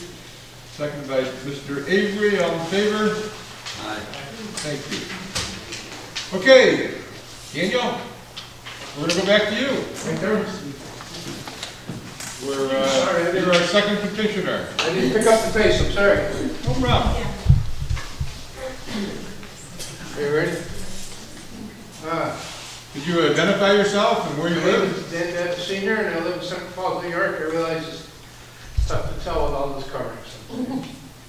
Like, who are you and where are you from? Evening, Mr. Ferrara, board members, and the general public. Thank you for the time to let me speak. My topic tonight is the impending construction of a much-needed new sewer line. I'm glad Mr. Churchill mentioned that we all need to be fully informed about this project and the 4 different options in order to make the best choice. The options are Fall Street, Ludovico Trail, and 2 choices on Bayard Street.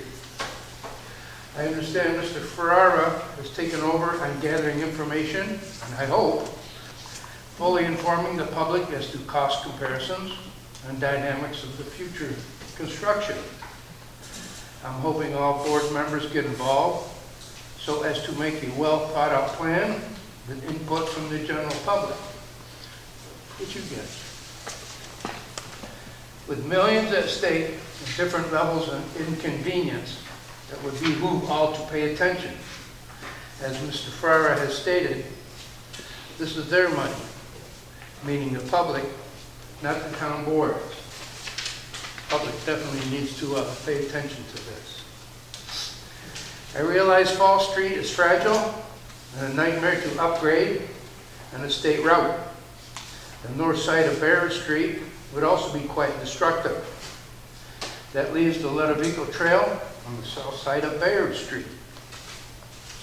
I understand the Ludovico Trail is a contentious issue, and I'm hoping some opinions have changed so we can at least discuss it as an option. This would greatly benefit us by saving considerable money with added benefit of the least inconvenience to the residents of Seneca Falls. Can you imagine half of Bayard Street with construction? And hopefully adding improvements to the trail. I would expect if we're going to depend on that trail, there should be a considerable upgrade, depending on what everybody agrees to. Barring that, I'm assuming the south side of Bayard Street would be a favorite choice at a much higher cost and inconvenience. I'm sincerely hoping better agreements prevail for the good of Seneca Falls, and I'm looking forward to the best use of our time and money and mutual cooperation from all. Sincerely, Dan Bennett, Senior. Thank you. Thank you.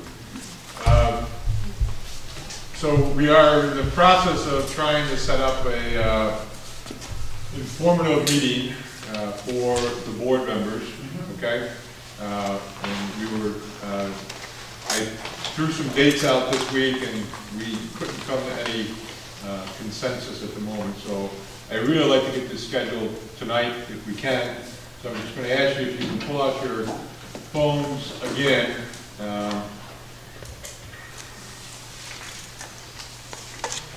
So I threw out the 17th, which doesn't work anymore because of something, right, Nikki? Court, right. Okay. And then, Before we move on, but can we do that? could do it here. Could do it here. It'll be, we'll make it available. And I threw out the 23rd, which we can do now, because we don't have to worry about the budget hearing. We're going to do that on the 13th. So, Dawn, I thought you're trying I'm to... off that day, so it's okay. You're up, I'm sorry. I'm off that day, so I can do it. The 23rd or Yeah, 17th? 23rd. Okay. One of them didn't work for me, though. Peter, is it, it would be okay with you? Sure. Okay. So 23rd, okay with you? And Steve? Yes. Okay. So again, Nikki, we need to do a notice that there's going to be a special meeting on November 23rd at 6 o'clock here at the community center to review Kingdom Road sewer line options. Mike, how long do you think that would last, Mike, just so I can put it in the schedule? I don't know. Peter, hour or so, a little bit more? Based on history, it could be half an hour, it could be 3 hours. I'll have somebody on staff till 9. You said like an hour, right, Peter? I can make it as brief as you want, it's typically a lot of questions. It's a hot topic in town, obviously, so a lot of questions. Hey, Peter, do you, if you need anything as far as electronics or anything like that, can you let Jim know, please? Yeah, I'll report you. Yeah, Okay. It's dependent on that. Normally for this, we just look over how you got the screen is bigger than that. Okay. Time to get started? That's going to be 6 o'clock. And Peter, can we get info ahead of time? Yes. You put it in a Dropbox or something? You don't have to email it all. Yeah, it'll be, typically it'll be PowerPoint presentations, emailable. Thank you.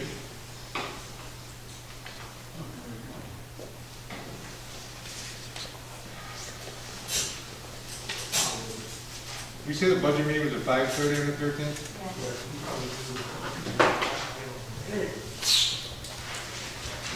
All right, so Dan, we'll see you on the 23rd, I hope.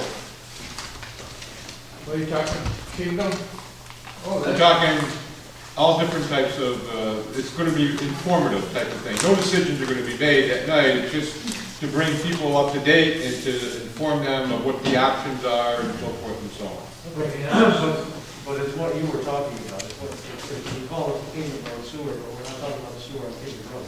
Yeah. That's the project. It's called Kingdom Road Sewer Project. That's what you're talking about. Thank you. Barrett Street, whatever you want, right, Peter? Yeah. Kingdom Road Sewer Project. Kingdom Road sewer pump station. I don't know what, I asked the same question, why they come up with that name, but Pump station. kind of the pump station's on the Kingdom Road pump station, right?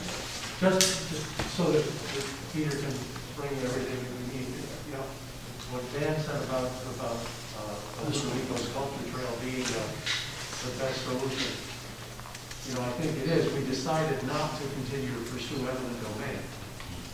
Doesn't mean somebody could try to talk them into a negotiated settlement. You know, and so maybe That would be good. that would be great. And I don't know, because of the past animosity, how amenable they would be to that.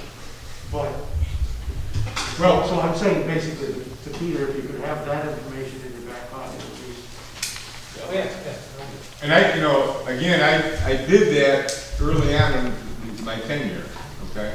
I did reach out and we had a very good conversation, 2 or 3 conversations. And at that point, it was no, but feel free to try. I mean, if the door wants to reopen, I'm all in favor of it, okay? But we did have a conversation, and she just didn't want it, didn't want it there. Yeah. I mean, I've been on this board 7 years and it's been no. The owners, whatever, Rita. We offered money, right, Pat? We offered money and everything. No, but the person I talked to is Rita, somebody, not her daughter. Her daughter. Liz Rossetti. Liz Rossetti, thank you. Who lives in Virginia or DC. Right, but she's here part-time, though, Yeah. she's taking the house back up. Yeah, but if you want to knock on that door, feel free. Okay. Okay, whole business, sale of surplus property, nothing. So we discussed that with 115 earlier. Oh, okay. All right. Town demands related to SMI, I don't know if you, Doug and Steve, have you sat down with SMI and talked about the demands, or? No, it went from attorney to attorney, and we haven't heard anything back. No. I put together a letter, and part of it had to do with the Instincts website people, and Steve used to hold off on that, and we need to talk to them to get more information about turning that into an app that you want to discuss. And then most recently, we had another email that came through from David Howe of Boiler Code that I sent out, that he has some suggestions as well. I haven't come back on either one of those things. So who are you waiting to hear from? Us? Yeah. I apologize, Yeah. I didn't understand. Okay, well, but I know that he was in contact with the. I'll get it to you. Okay, so Okay. that's Right, ongoing. I apologize. No? Okay. I have nothing to report on Berry Street culvert. I have been in contact with Canal Corporation's engineer, and this is through some contacts with the board and Brian Stratton, but he was going to meet with some of the people, the engineering people who were involved initially, and that's probably 3 weeks ago we talked on the phone, and he has not gotten back to me as of yet. So I have nothing good or bad to report, and the good news is hasn't caved in yet. Okay. Kingdom Road Sewer Main update, we're going to have a special board meeting on that. Local law 5, 6, and 7, we could not get them on the county planning board agenda for October. They're on in November. So, Pat, to refresh my memory, we're going to have We've conducted the public hearings right on all three, so we can put them on the agenda for the next, after their review, as long as they don't see any major problems, we can move forward on at the next meeting. So in December, hopefully we can approve all three local laws. Go for it, yes. Thank you. Okay, new business. Approval of special events. Do we have any? None this month. Great.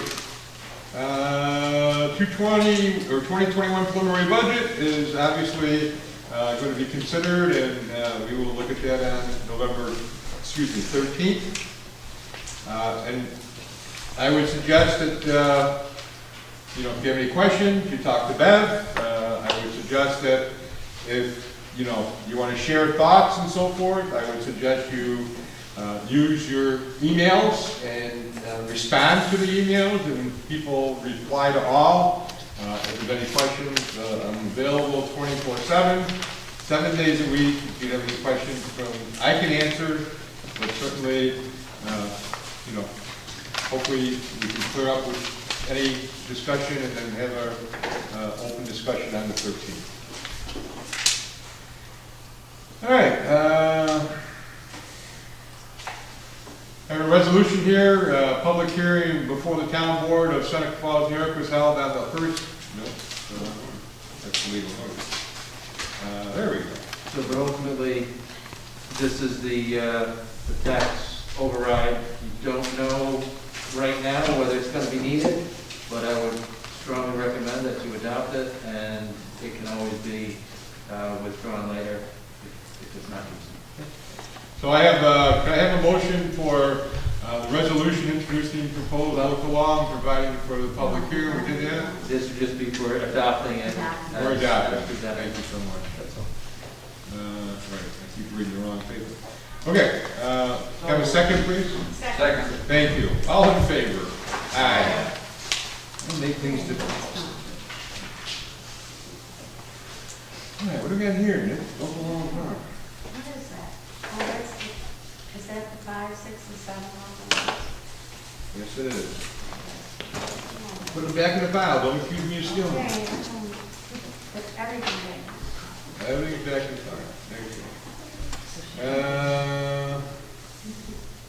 I have a resolution from Water and Sewer, where the town water wastewater department is in need of a UV disinfection system parts of the water treatment plant, and whereas the department has funds in the budget for this purchase, now therefore be it resolved that the town of Seneca Falls Board does hereby authorize the purchase of said parts from Coister Associates as a sole source supplier of Trojan UV equipment for $6,104.36. Can I have support for that?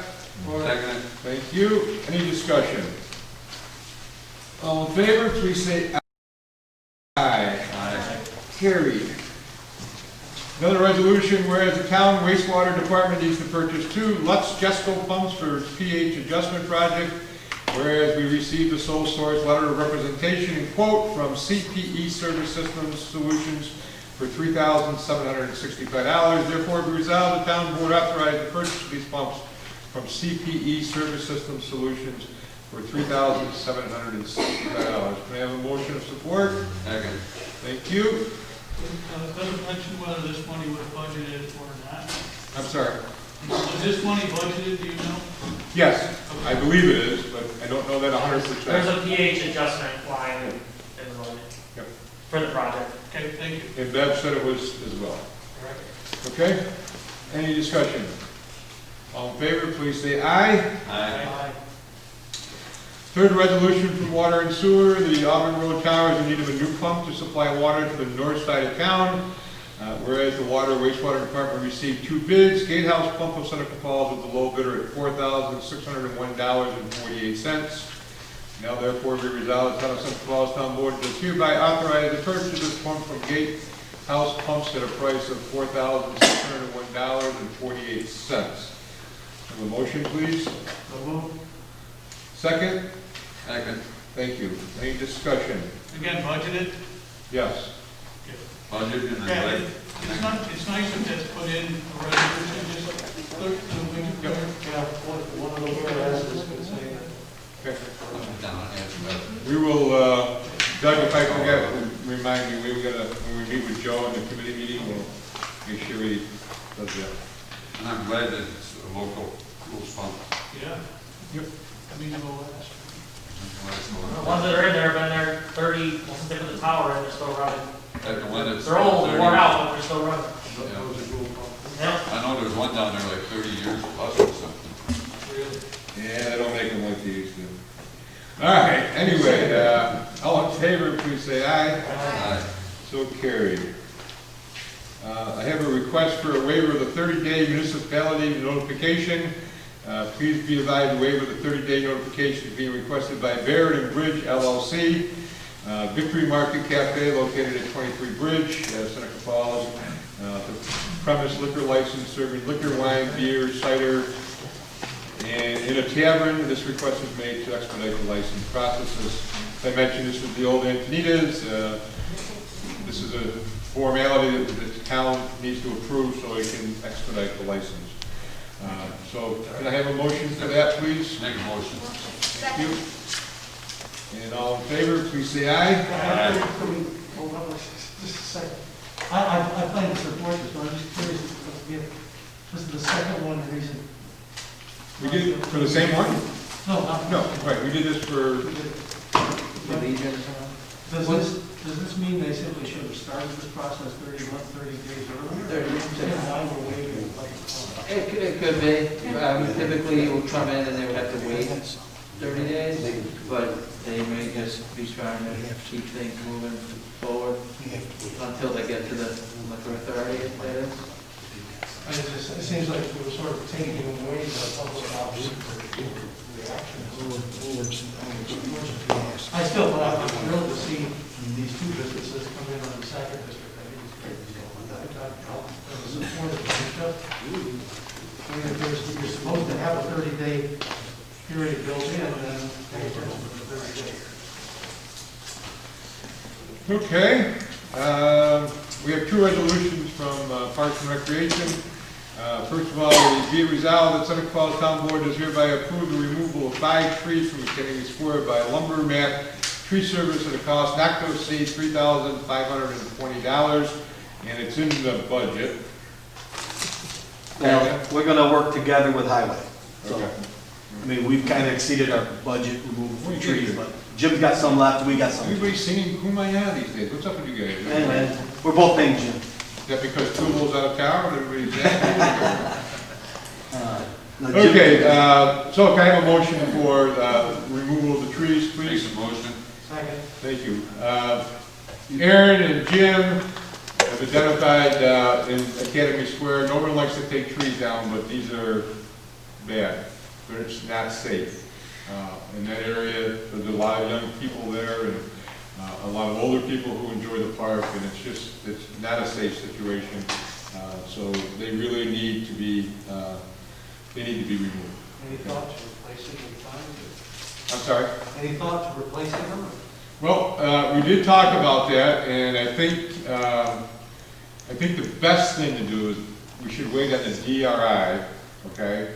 Because there's work in Academy Square, and not tree, but I think there's work that I think we need to, wait until we get approval for that, and then we can see what it looks like, but definitely should be. Yeah, I just like us to keep that in the back of our mind. Yep.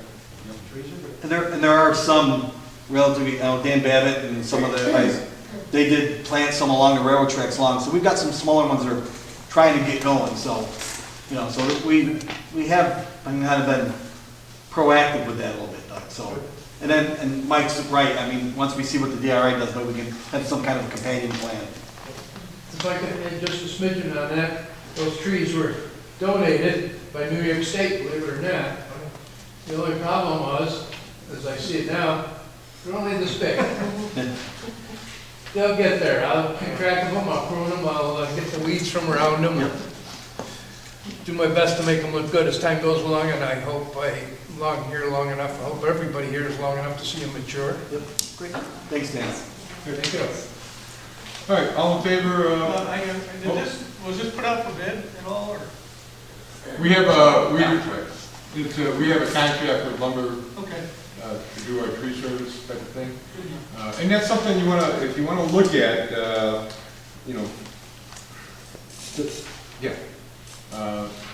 so we have a contract with them for the year to do tree service at their hourly rate type of thing. You don't have to do it that way. What makes this easier is that whenever there's work to be done, you don't have to wait forever to get a bid from somebody. But you don't have to do it that way. You can do project by project and go out and try to find somebody every time and collect bids. It just takes time. Would you agree with that? It's a lot easier to do it the way we're doing it now, because all the tree guys can put a bid in on that, and they put in for hourly wage or for the whole day. That service is bid in January or February, Steve. We throw it, Jimmy actually does it, puts the bid out for a low price for the year, and we do it, right? That's how We do it for the paving, we do it for electric, and we do it for cutting trees. That all goes up to bid. Okay, any further discussion? All in favor, please say aye. Aye. Anybody opposed? Carried.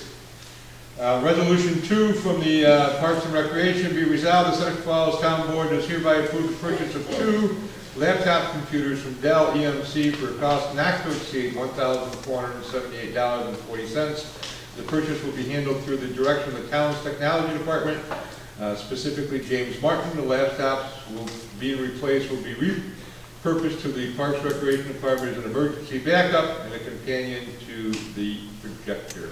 Could I have a motion for that, please? Make a motion. Discussion. Jim?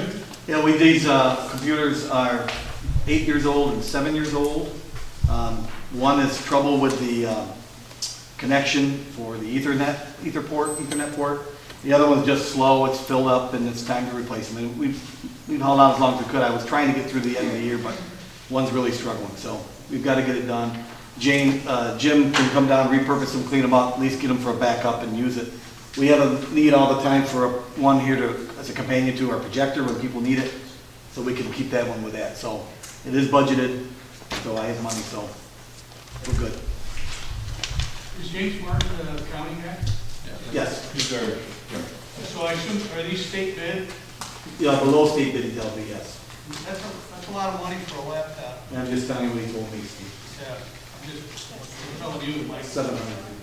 I wouldn't pay that amount of money for a laptop. Get 3 of them. Too much? They pay too much?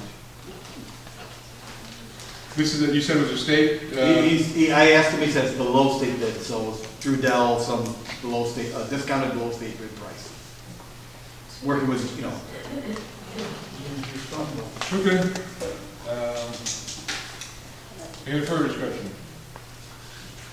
All in favor, please say aye. Aye. Opposed? So carried. I have a motion here to purchase a telephone system for the conference room, for conference crowds. And I have a motion to also transfer some money, but can I have a motion to purchase a telephone system for the conference room, please? Second? I'll second that. Discussion is just, right now there is, it's an antiquated system.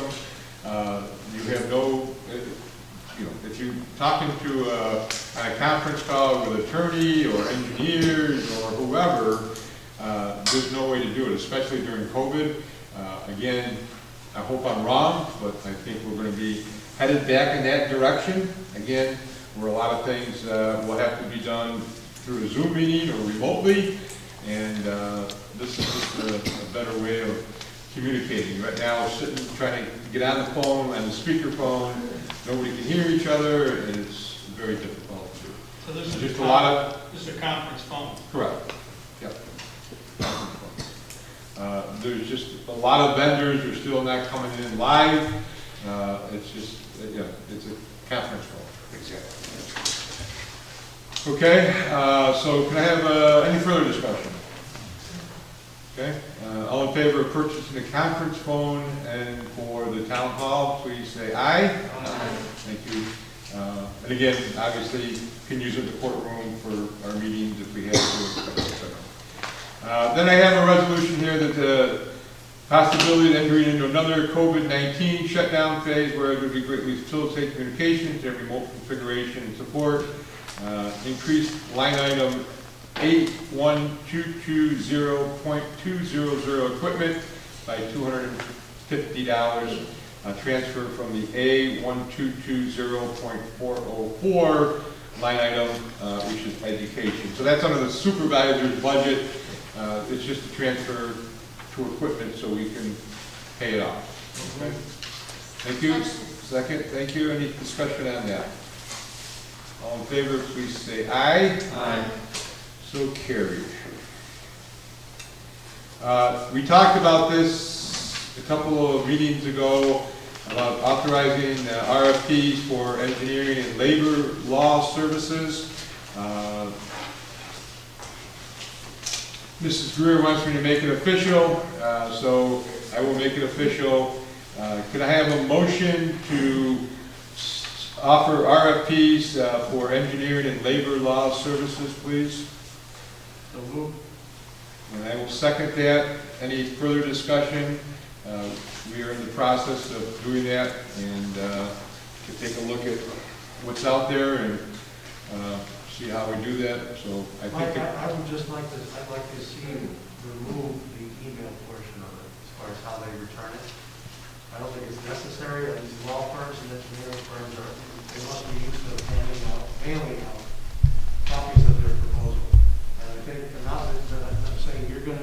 untoward with it, but just, we had a bad experience with banking RFPs where there was a perception here and in the community that it wasn't handled fairly. I think we're better off, we're safer from a public perception standpoint, simply to have them nail our jobs. They're used to doing that. I don't think that it gets us anything. I think it sets us up for possible questions. Yeah, it's just a convenience for. I agree with you. Okay. No, yeah, just take the email out of there. That's about. On both, yeah. So you want hard copies of. Hard copies. And, I think they're used to doing that. Okay. All in favor? Aye. Anybody opposed? Thank you.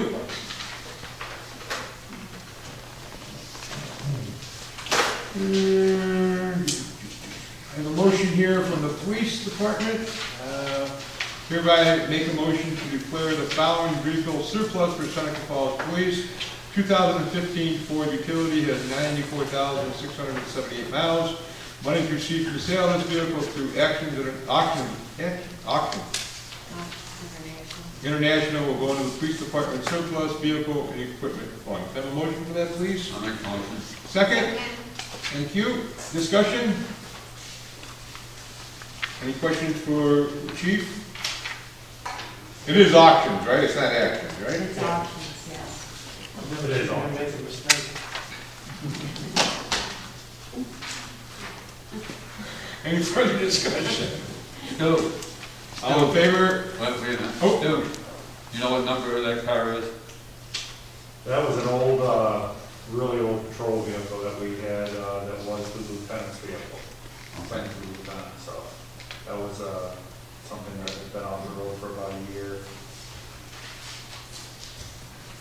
Okay, thank you. Trying to make you look bad, huh? I got a long memory. Any further discussion? All in favor? Please say aye. Aye. Anybody opposed? Thank you. I have a second resolution from Public Safety. Whereas the new TASER technology has resulted in the new TASER 7 to be far more advanced and effective than the department's current TASER X2.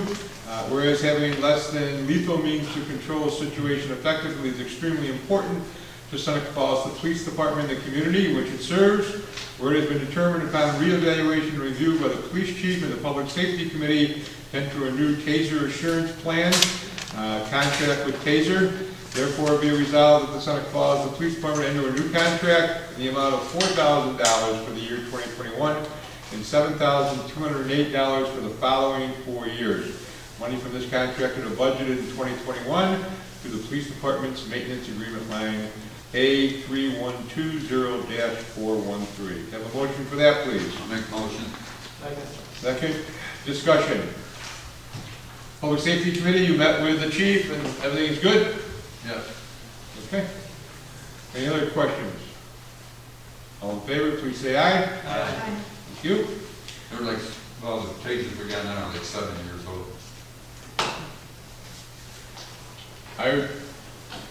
I think it's only right if we're buying new tasers that the police chief tests it out first.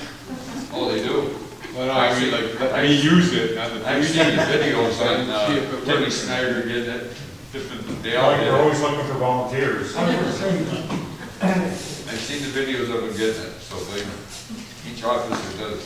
My good friend Rod Kraft, who's the SRO in Waterloo, said never again. One time he did it and never again.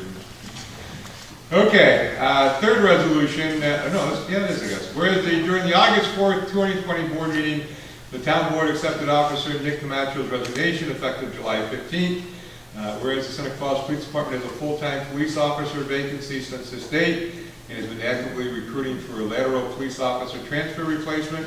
Whereas the recommendation of the Police Chief, Public Safety Committee, and Personnel Committee to backfill this position with a lateral transfer, Eric M. McLean. Therefore, be it resolved that the town board accept backfilling the vacant full-time position with Officer Eric M. McLean.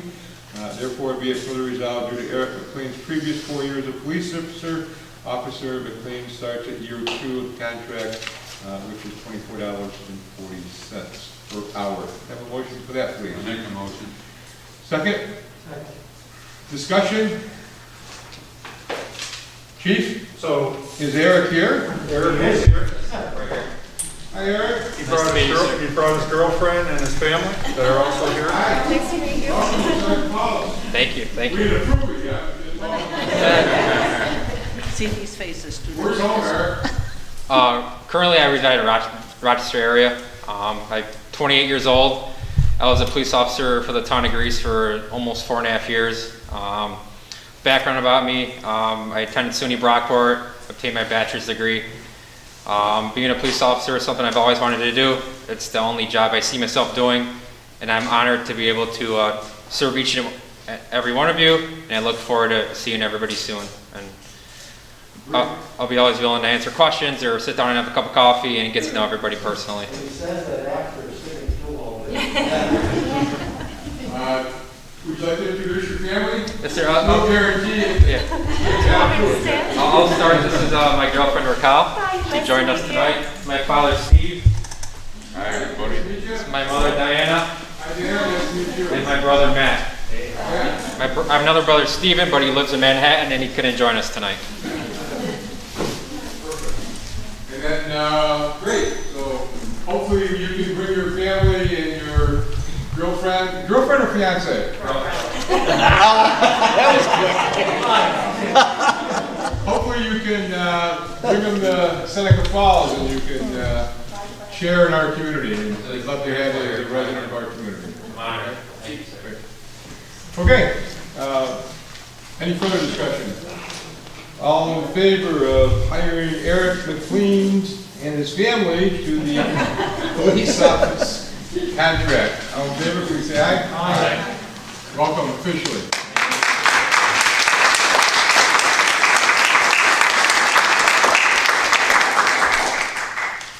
Now, one more thing. I start tomorrow, so hopefully I can see some of your faces in the town somewhere and have a cup of coffee and talk more. It don't work on Friday, but... one of these days, sir. So, Eric, if you have control and you're in charge of checking buildings, okay? Do not check any doors at Seneca Falls Country Club. Okay? Don't grab them and try to see if they're locked, all right? Okay. If you do that, you'll have a long tenure. You can talk to the chief and they'll inform you. And he's serious. He's serious. Oh, and I was out riding with the sheriff or one of the sergeants one night, and that happened. We were down by Demonts, and all of a sudden it came through that there was an alarm going off at the country club. And I'm the guy that answers the alarm at 2 o'clock in the morning. Okay. Good to know. Thank you. Thank you. I appreciate it. Can I have a motion to accept water and sewer credits for the month of October? We have 5 of them, as you can see. Can I have a motion for that, please? Make a motion. Second? Discussion. I alluded to this last week, I think at one of our meetings, but we tend to do this every month. And again, Doug and I are working with a couple of vendors about upgrading our technology. I know it's not a really good time to talk about it and, because it's expensive, but you know, if you factor in $1,500 this month and $2,000 the next month and $2,000, you know, that's all part of our cost analysis that we'll be at some point bringing to the board to discuss. So If we go to automated meters, those leaks will get caught far sooner than somebody who's out of town and trying to. right, it would be detected immediately. Okay.